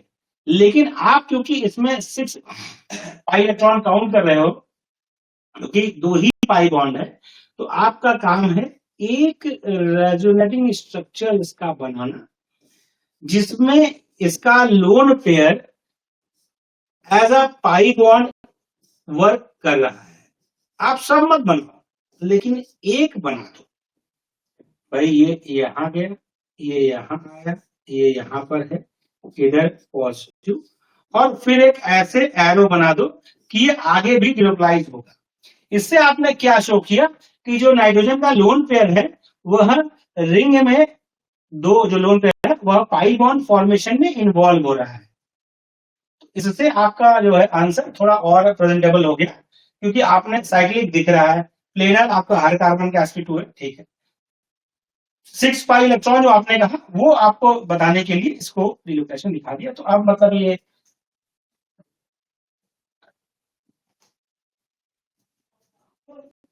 एलिसाइक्लिक स्पेलिंग में मिस्टेक है दोस्त,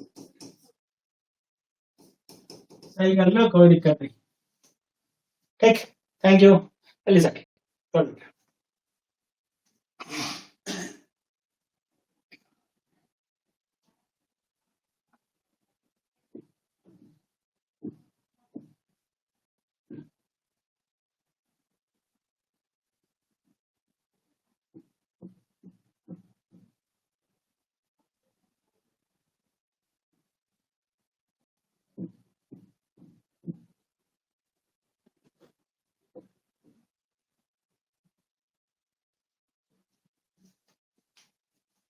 ठीक,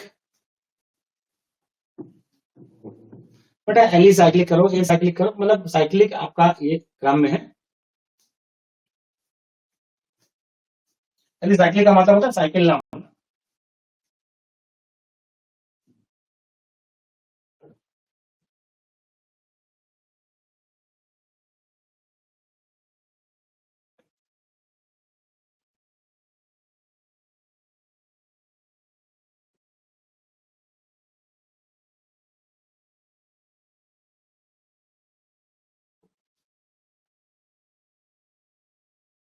ठीक, ये हम लोग बात कर रहे हैं,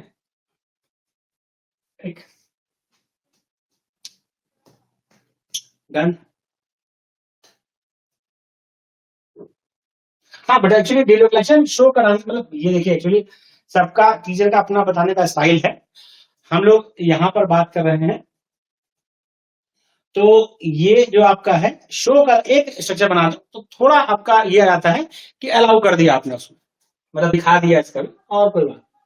ये आपका देखिए, ये हम लोग और स्टेबिलिटी ऑर्डर की बात करें तो ये सारे जो है ये मेनली आपको बताने के लिए कि आपको साइक्लिक कंपाउंड सारे मिलेंगे। तो आपको यदि डाउट है तो यहाँ पे साइक्लिक कॉन्जुगेट नॉन एरोमेटिक कर सकते हो, अदरवाइज वो अंडरस्टूड है, और कोई बात नहीं है, ठीक, डन। मेनली हमारा मकसद इससे है कि वो रिस्टेबल है, इमोस्टेबल, ये बताना मेरा मेन काम था, ठीक। तो ये रिलेशन दिखा दोगे तो आपका आंसर थोड़ा अप्रोप्रिएट हो जाएगा। अब हम लोग क्वेश्चन करेंगे, ढेर सारे क्वेश्चन, तो उसके बाद हम लोग जो है फटाफट करें। क्वेश्चन क्या है? आइडेंटिफाई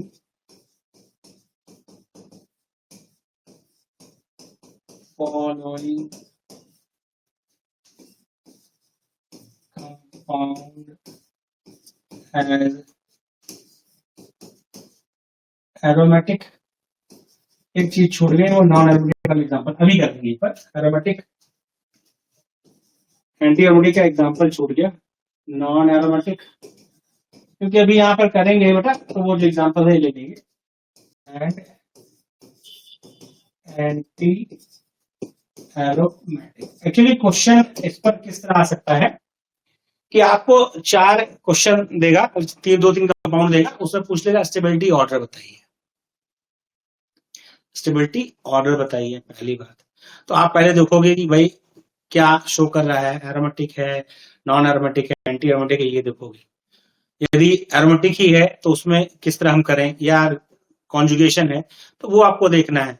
स्टेबिलिटी ऑर्डर में आपका जो जरूरी नहीं कि आपका एरोमेटिक ही दे, आगे हम लोग कार्बोडाइन कार्बोनाइन ये सब भी पढ़ेंगे, तो उन सब का भी स्टेबिलिटी पूछेगा कैसे करना है।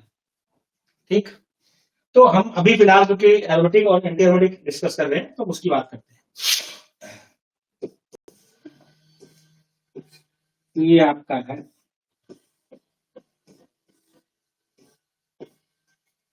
मैं जगह छोड़ रहा हूँ क्योंकि मुझे लिखना भी है इसमें।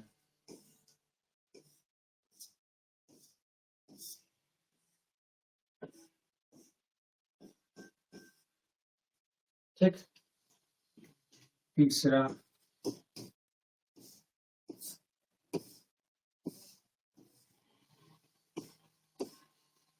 अब इन तीनों के लिए दे रखा है, तो आपको पूछ रखा है स्टेबिलिटी ऑर्डर बताना है, कौन एरोमेटिक कौन एंटी एरोमेटिक है, सब कुछ बताना है। क्योंकि लिखना है, वैसे चूज करना होता आप चूज कर लेते फट से, लेकिन आप लिखोगे तो अपने आंसर को जस्टिफाई भी करोगे ना, कि आप क्यों इसे किसी को एरोमेटिक मान रहे हो, क्यों एंटी एरोमेटिक मान रहे हो, क्यों नॉन एरोमेटिक मान रहे हो, तो आपके अपने आंसर को जस्टिफाई करना पड़ेगा, यानी पॉइंट्स लिखने होंगे,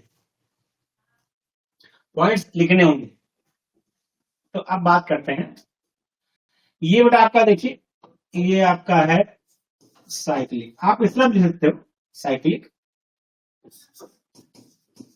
प्लेनर, लेकिन आपको जब भी आंसर एक्सप्लेन करना पड़ेगा तो एक स्ट्रक्चर कम से कम आपको बनाना होगा, एक डिलोक्लेशन, क्यों, उससे आपका आंसर थोड़ा ज्यादा वो हो जाएगा। ये निगेटिव है तो ये यहां से यहां गया, ये यहां से डिलोक्लेशन आप दिखा दोगे तो थोड़ा ये आता है कि हाँ आपको कॉन्सेप्ट पता है कि मुझे रिटर्न का आंसर है, तो प्रेजेंटेशन का मतलब आंसर का प्रेजेंटेशन आपको बहुत ही इफेक्टिव बनाएगा माइंडसेट को। आपसे होता नहीं, जैसे आपने खाना परोसना है किसी को, आप किसी जगह, आपको एक थाली में चावल दाल, उसके बाद सब्जी, फिर रोटी ऐसे दे दिया, सलाद भी ऊपर से डाल दिया, और दूसरी थाली में एक प्रॉपर वे में चावल एक कटोरी में, दाल, फिर रोटी अलग प्लेट में, सैलड अलग, तो वो प्रेजेंटेशन का फर्क अलग पड़ता है। तो प्रेजेंटेशन का भी फर्क है, चीज वही है, भोजन वही है, जो पहले इस तरह दिया और जो सजा के दिया, लेकिन दोनों में माइंडसेट का जो जिसकी आपने पेश किया है उसके माइंडसेट में फर्क पड़ता है। एक होता है कि प्रॉपर तरीके से भोजन पेश करना, एक होता है दे दिया खाना खाओ वरना भाड़ में जाओ, तो ये थोड़ा ध्यान रखना। साइक्लिक प्लेनर आप यदि इस तरह लिख रहे हो तो पॉइंट से लगाओगे 6 pi D localized electron, hence it is aromatic। बहुत सिंपल तरीके से आपने पूरी बात रखी है अपनी, और डिलोक्लाइजेशन दिखा दिया तो अपना काम हो गया। आपको खुद लगेगा कि मतलब ये चीज थोड़ा ठीक लग रही है कंपेयर टू बाकी जगहों से। इसका भी आपने एक जो है डिलोक्लाइजेशन दिखा दिया, जहां पर है, जिसमें उधर वाले उस वाले में तो है ही नहीं ना, तो आप कहाँ दिखा पाओगे ना, तो उसमें भी आप दिखा सकते हो, अभी मैं दिखाऊंगा। तो यहाँ पर, और ये आपका ये है, ये आपका क्या है साइक्लिक प्लेनर 4 पाई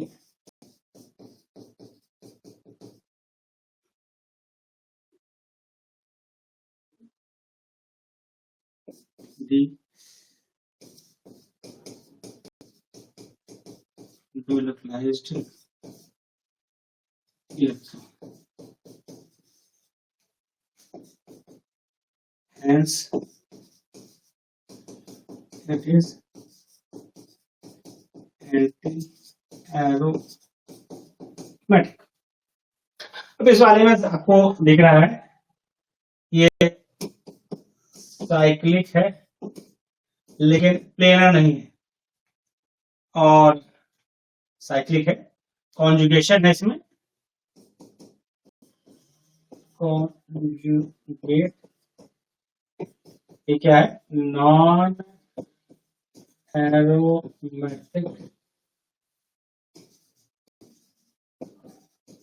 एरोमेटिक, ठीक हो गया। स्टेबिलिटी ऑर्डर की बात करें तो स्टेबिलिटी ऑर्डर आपका वेल नोन है, स्टेबिलिटी ऑर्डर, ये मैंने यही लिख दिया, आप अलग अलग नीचे लिखोगे, यानी पहला, फिर तीसरा, फिर। तो आप देखें, आपने मतलब जब नहीं बहुत ज्यादा लिखा है, लंबा लंबा टेक्स्ट नहीं लिखा है, लेकिन आपने, यदि आपको लगेगा तो आपने पूरी बात कर दी है भाई, स्ट्रक्चर बताया, इसके बारे में बताया, एरोमेटिक है, और दिखा भी दिया कि कैसे इसमें 6 इलेक्ट्रॉन में काउंट करना है। साइक्लिक प्लेनर आपने बता दिया 4n है, और आपने डिनोक्लाइजेशन भी पाई का दिखा दिया।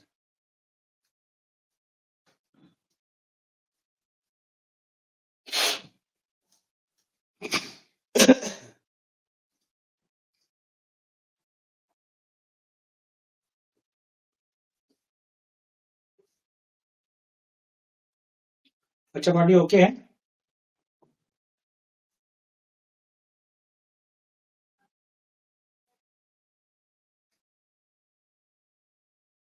अब देखते हैं, डन।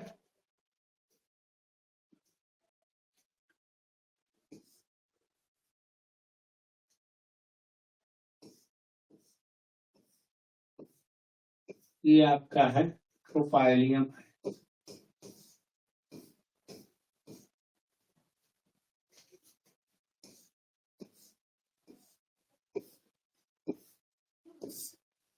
प्रोपाइलियम कैटायन है,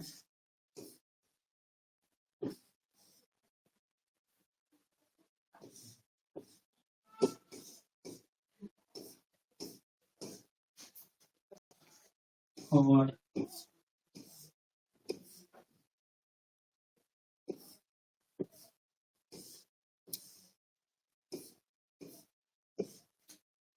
ठीक है, ये ए बी ये सी।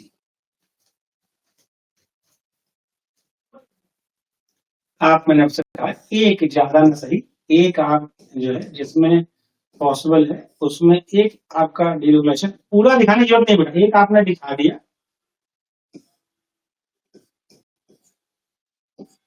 और उसके बाद ऐसा एरो कर दिया, मतलब ये आगे जाएगा, ठीक।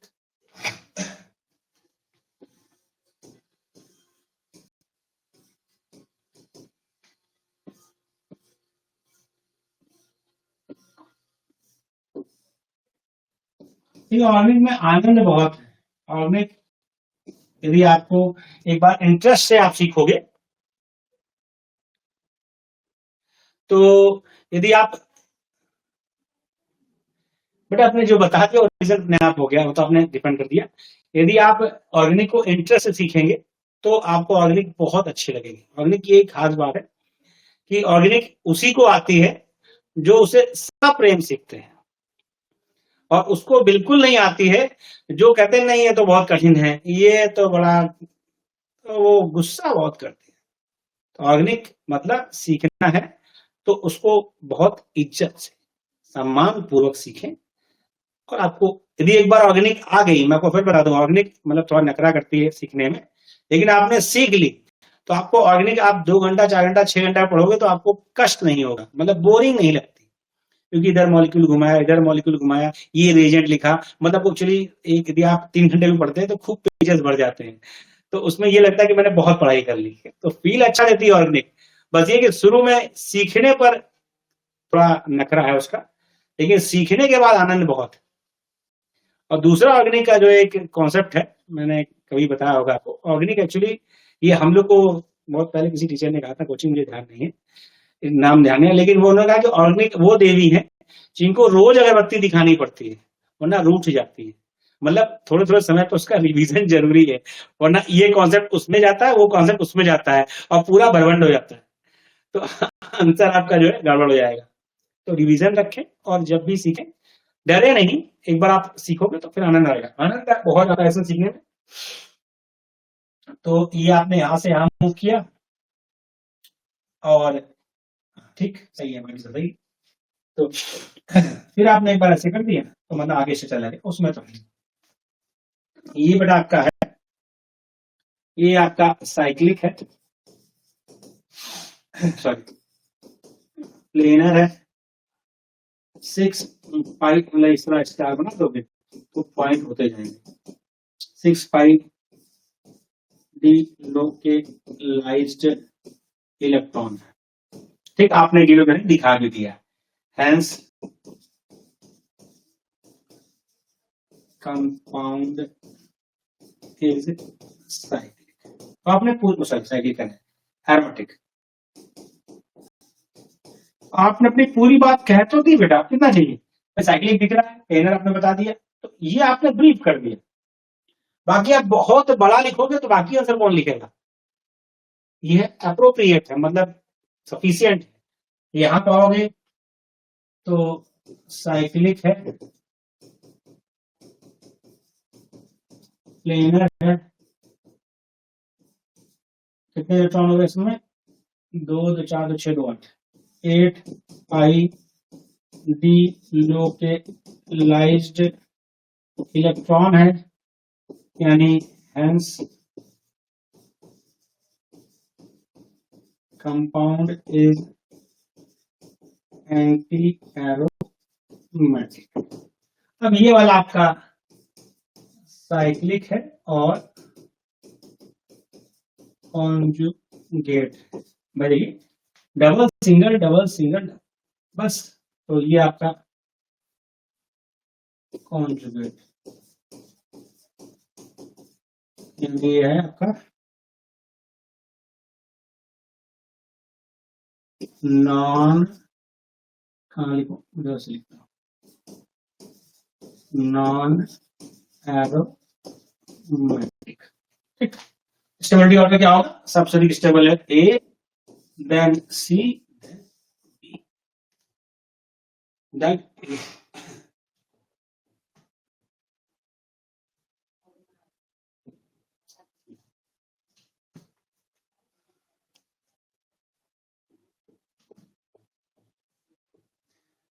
हाँ नॉन ले सकते हो, कहना नहीं है। ठीक,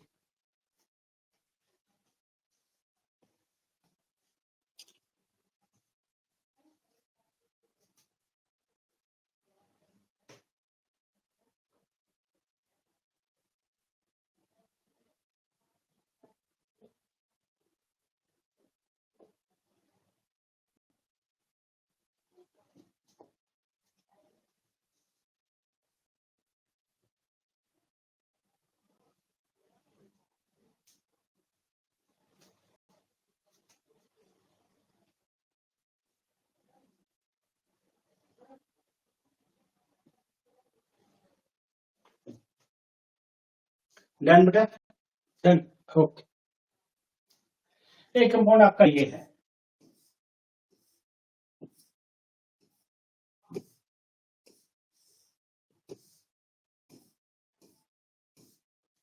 साइक्लो ऑक्टा टेट्राइन, साइक्लो ऑक्टा टेट्राइन और भी कहते हैं इसको।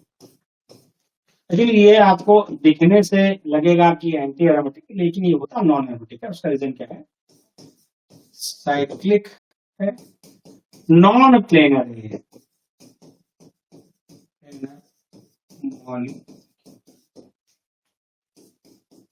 और 8 पाई डिलोकेलाइज्ड electron, it is non-aromatic compound due to its non-planar nature। अपने आप को इसमें नॉन प्लेनर करके अपनी स्टेबिलिटी बढ़ा ली। इसका रियल स्ट्रक्चर तब से होता है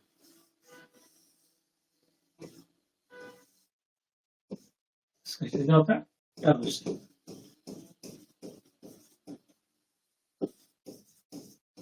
ठीक, टर्ब शेप होता है। तो आपसे पूछता है तो आप इसका बकायदा बताओगे। फिर ये नॉन ऑर्बिटिक है क्योंकि इसमें it is non planar structure. Nature कह लो, स्ट्रक्चर कह लो, नॉन प्लेनर स्ट्रक्चर कह लो, ज्यादा अच्छा वर्ड स्ट्रक्चर है। नेचर तो उतना ठीक नहीं क्योंकि हम यहाँ स्ट्रक्चर की बात कर रहे हैं, तो नेचर वर्ड ठीक नहीं। ये बना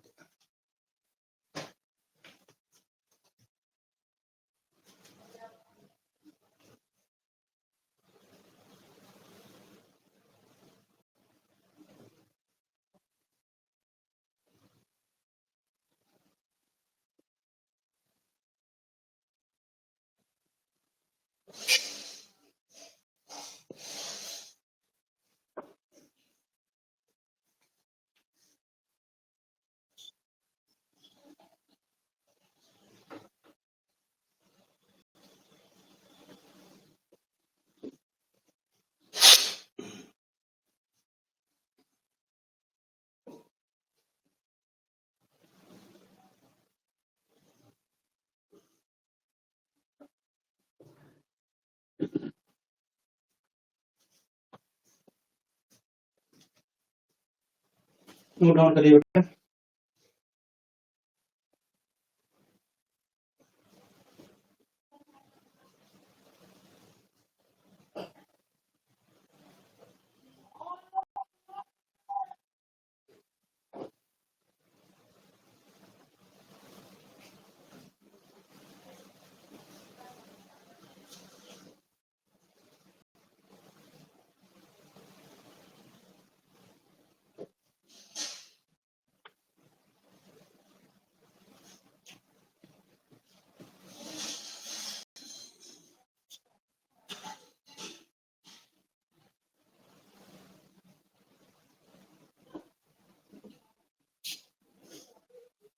डन।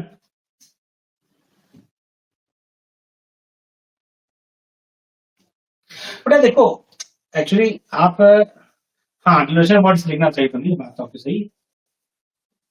8 पाई इलेक्ट्रॉन, ठीक से आपने वर्ड सही कहा, लिखना सही नहीं होगा क्योंकि वो तो फ्लो में निकल आएगा।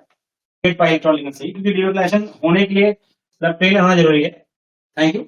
यदि उसमें डिलोकेशन लिख दोगे तो फिर आपका प्लेन हो जाएगा। ठीक है, करेक्ट कर लीजिए। डिलोकेशन वर्ड गलत है, वो डिलोकेशन नहीं लिख सकते क्योंकि डिलोकेशन होगा तब जब प्लेनर होगा। Note down. ये नॉन प्लेनर कह दिया तो डिलोकेशन कहाँ पॉसिबल है।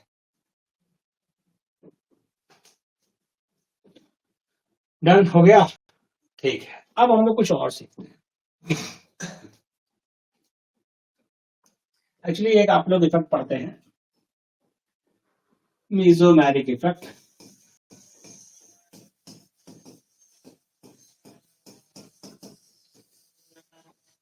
इसमें सीखने के लिए हम लोग ये प्लान दो तरफ होता है आपका, यानी delocalization of pi electron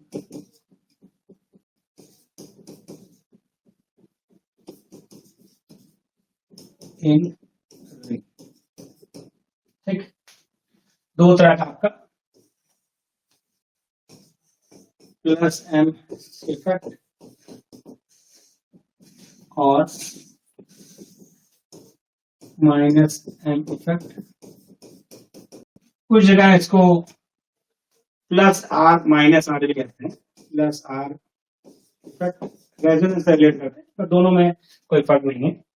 अलग अलग बुक्स का अलग अलग सिस्टम है। Minus are,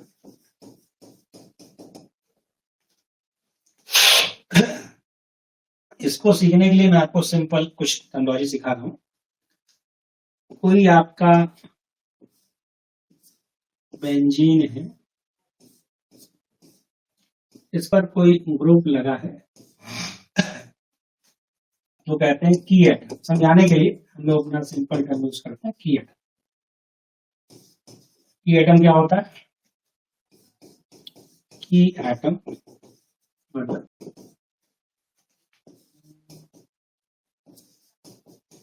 atom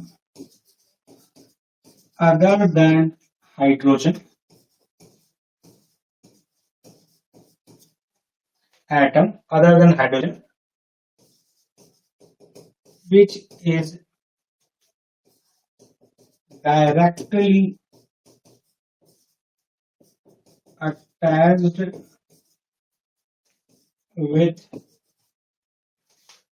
benzene ring. उसे क्या कहेंगे? की एटम। कहीं लिखा हुआ वर्ड नहीं है, ये एक समझने के लिए वर्ड है। की एटम किसे कहेंगे? बेंजीन रिंग से डायरेक्टली अटैच एटम। वो मतलब कि हाइड्रोजन नहीं होना चाहिए। हाइड्रोजन तो बाकी जगह अटैच ही है, वो कार्बन हो सकता है, नाइट्रोजन हो सकता है, हाइड्रोजन हो सकता है, लेकिन हाइड्रोजन नहीं हो सकता। उसे की एटम कहेंगे। क्यों वर्ड यूज करें? क्योंकि हम अभी थोड़ा समझाना चाह रहे हैं कि कैसे हम लोग डिलोकलाइजेशन को समझेंगे। तो कोई ना कोई सबका अपना टर्मिनोलॉजी होता है, तो हम इस टर्मिनोलॉजी का प्रयोग करते हैं।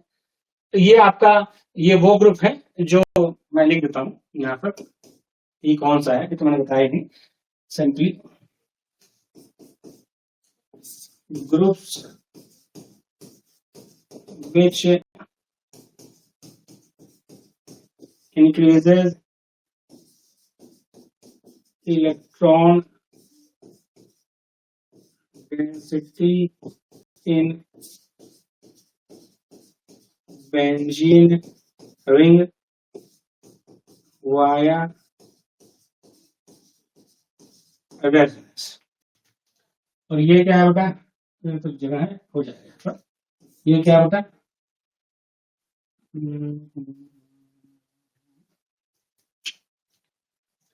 लिख देता हूं। Group which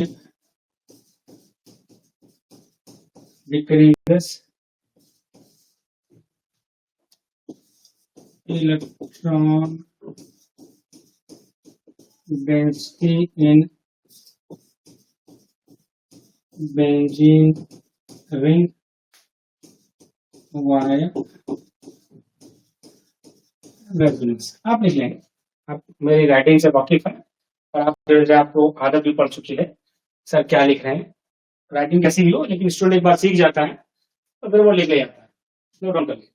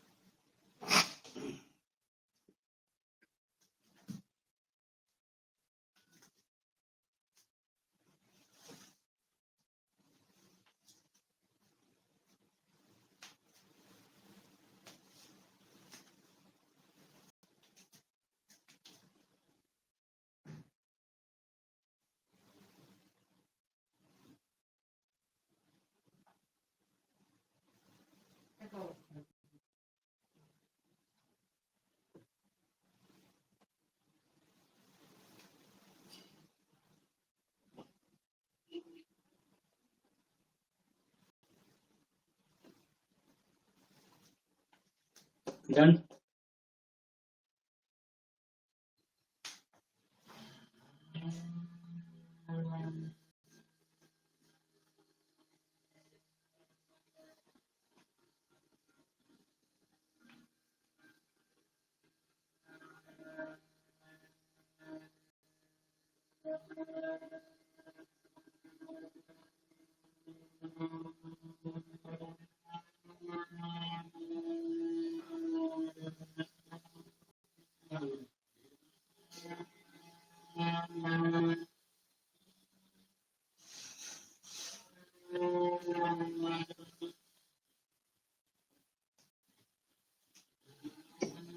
done. ओके, अब देखते नोट।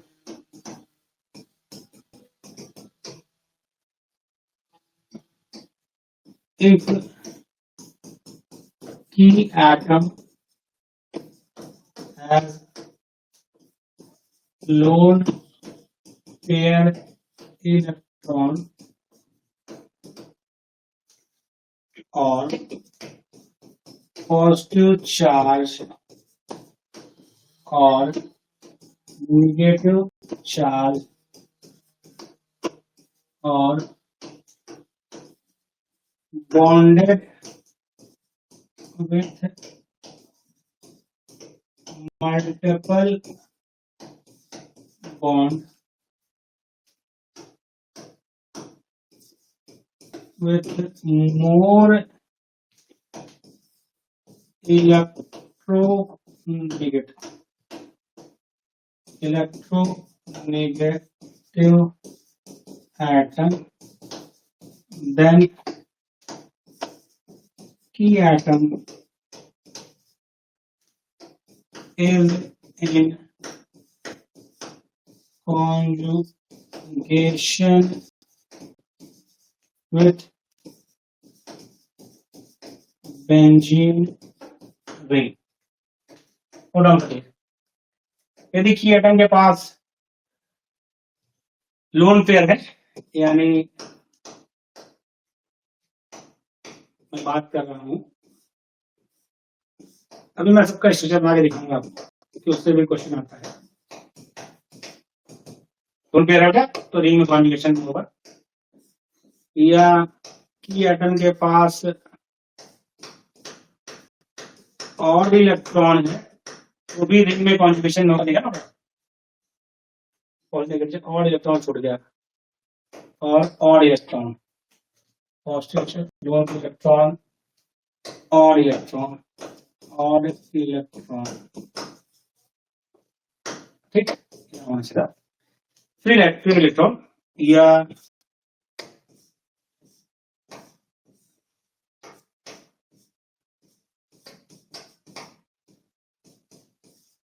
और चार्ज है लाइट होगा। सभी का आपको भी जस्ट एक बार दिखा दूंगा एग्जांपल। और नेगेटिव चार्ज हो या की एटम आपका अपने से ज्यादा इलेक्ट्रोनेगेटिव से मल्टीपल बॉन्ड से हो, तो आपका क्या बोला मैंने बेटा, इफ की एटम हैज लोन पे electron, odd electron, positive charge, negative charge और bonded with multiple bond with carbon, multiple bond से जो है more electronegative atom, then key atom is in conjugation with benzene ring। मैं आपको सारे structure बना दूंगा, 1 2 3 4 5, फिर हम लोग रिलेट कर लेंगे, फिर हम लोग प्लस m माइनस m ये सब हम लोग शाम को डिस्कस करेंगे दूसरी क्लास में। मैं एक बार स्ट्रक्चर को बना दूं, कि आपको एक बार इलेक्ट्रॉन मूव करना आ जाएगा तो हम लोग को जरूरत पड़ती रहेगी।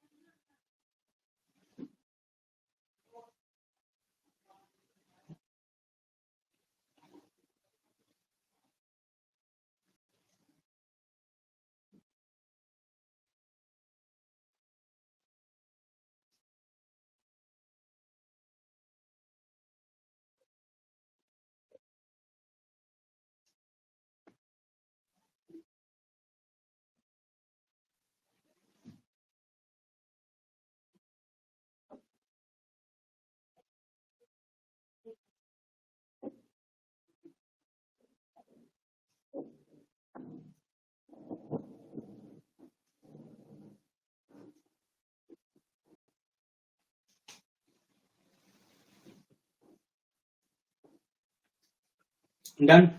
ओके, तो अब देखिए बेटा स्ट्रक्चर आपको इससे आना चाहिए क्योंकि आपसे कभी पूछेगा कि कौन ऑर्थोपैराडाइटिंग है, कौन मतलब कि मोर रिएक्टिव है बेंजीन वाले में इलेक्ट्रोफिलिक सब्स्टिट्यूशन रिएक्शन में, तो आपको स्ट्रक्चर पर मूवमेंट आना चाहिए क्योंकि आप जब तक बना के नहीं दिखाओगे कि कौन ऑर्थोपैराडाइटिंग है, कौन रिंग को एक्टिवेट कर रहा है, तब तक बात बनेगी नहीं।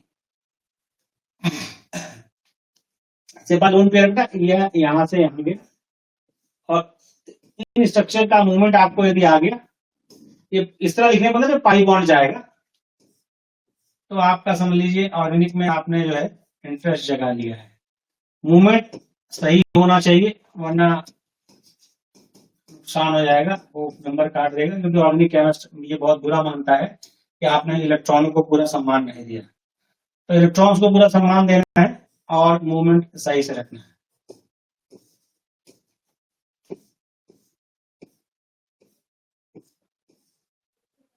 तो यहाँ बॉन्ड, यहाँ नेगेटिव, यहाँ बॉन्ड था पहले से NH2 प्लस, यहाँ से हम यह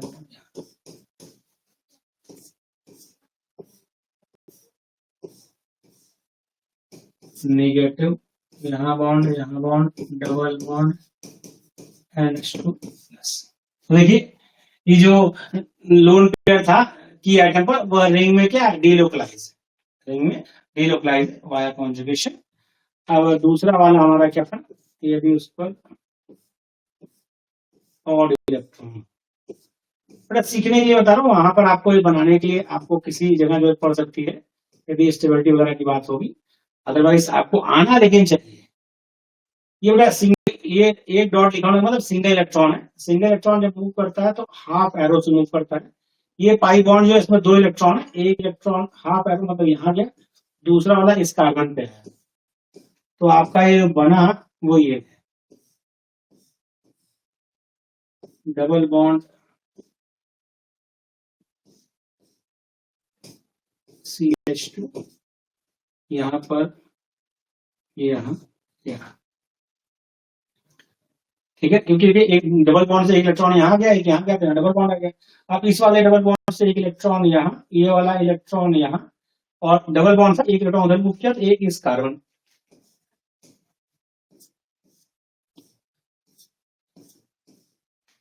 ये मैं आपको सिखा दे रहा हूँ ताकि आपको वैसे आपको अच्छे से आता है। लेकिन अब टीचर क्या है ना कि जब मन बना लेता है सिखाना है तो फिर बिना सिखाए मानता नहीं है, तो इसलिए मैं इसको फिलहाल सिखा रहा हूँ। आपको आ रहा है तो आप बनाते चलिए, और पीडीएफ आपको भी क्लास में मिल जाएगी। यदि आप अभी नहीं लिख पा रहे तो कोई दिक्कत नहीं, अभी पीडीएफ में अपलोड कर दूंगा, ठीक है। एक हो गया अब पॉजिटिव चार्ज,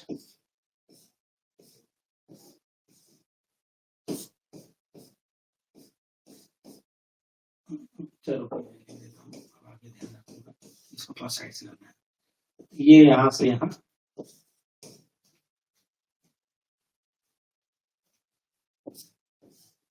अब यहाँ ये मत सोचिए सर ये कैसे जाएगा, इल्यूमिनेशन दिखा रहा हूँ, आप बिल्कुल भी तनिक भी चिंता न करें।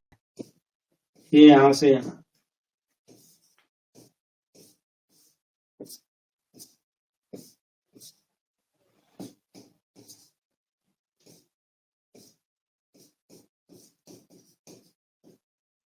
ये यहाँ से यहाँ,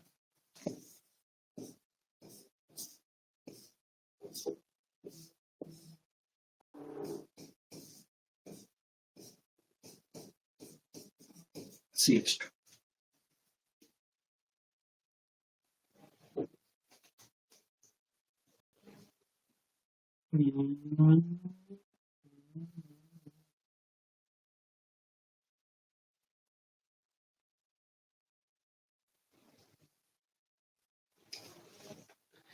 ये लोन पेयर यहाँ आया, यहाँ नेगेटिव आया, ये यहाँ आया, यहाँ नेगेटिव आया, यहाँ आया, यहाँ नेगेटिव आया, ठीक है, क्या दिक्कत है।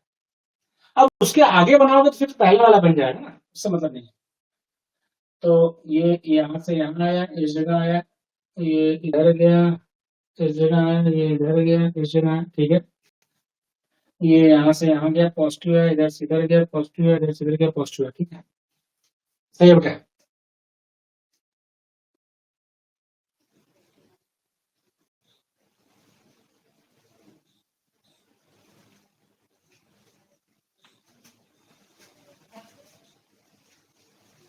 कुछ पूछना है इस वाले में, कोई डाउट? मुझे तो नहीं दिख रहा है, आपको दिख रहा है कहीं पर?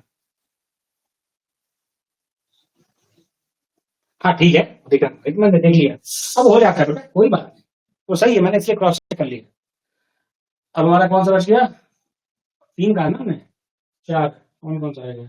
ये हो गया, ये हो गया, ये हो गया, निगेटिव और CN वाला बचा है, निगेटिव और CN वाला बचा है।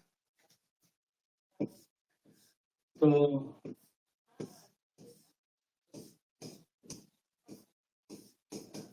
CH2 माइनस, ये मतलब बेटा आपको मूवमेंट, यदि इलेक्ट्रॉन का मूवमेंट आता है तो थोड़ा ऑर्गेनिक सीखने में इजी लगता है और इसी मूवमेंट से सारा इंटरेस्ट है।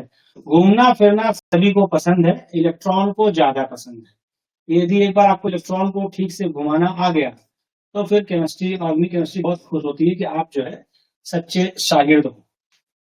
तो इसलिए इलेक्ट्रॉन को सही दिशा में घुमाना आना चाहिए। ठीक है, ये यहाँ से यहाँ, ये यहाँ से यहाँ।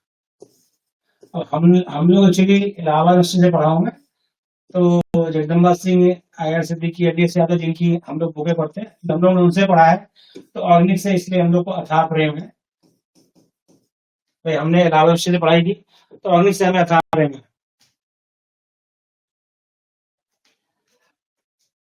अब तुम्हें नंबर ऑफ रेगुलेशन निकालने सीखना है तो तुम किताबों का और रुख करो। अब इस समय हमारे पास निकालने का समय नहीं बचा है क्योंकि हमें अभी सिलेक्शन कराना है और चीजें सीखनी है, तो किताबों का थोड़ा भाई रुख करिए। अमित जी बुक का भी थोड़ा रुख करें। यदि आपको अपना नॉलेज और बढ़ाना है तो किताब ओपन करें, दो चार किताबें मार्केट से ले आए हैं तो उन्हें पढ़ें। देखिए यहाँ पढ़िए भाई, कार्बन से ज्यादा इलेक्ट्रोनेगेटिव नाइट्रोजन है। नाइट्रोजन इलेक्ट्रॉन अपनी ओर आकर्षित करेगा तो ये इधर से इधर। अब इसने यहां से इलेक्ट्रॉन ले लिया, एक पूरा बॉन्ड अपने पास लिया, तो इस कार्बन के पास गरीबी आ गई, इसने बगल वाले से लिया इधर। तो क्या हो क्या गया इससे भाई, साथी हाथ बटाना, एक अकेला पड़ जाए तो मिलके साथ निभाना। Double bond C, double bond N, यहाँ नेगेटिव यहाँ पॉजिटिव। इस ग्रुप में देखिए रिंग पर पॉजिटिव चार्ज डेवलप कर दिया। ये सब भी सीखते चलिए क्योंकि हम लोग अभी प्लस M माइनस M ये सब डिस्कस करेंगे, तो मैं यहाँ पे इसलिए ये बना ही इसीलिए रहा हूँ ताकि आप मूवमेंट सीख सकें। तो भाई इस एक से एक ले लिया, दूसरे ने दूसरे से लिया, ये चलता रहा, ये सिलसिला जो है जारी है। Double bond C, double bond N negative, और फिर ये यहाँ से यहाँ है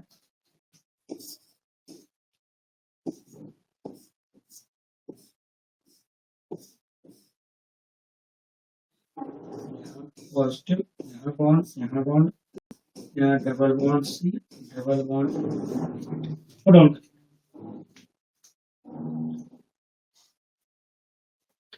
डाउन करिए।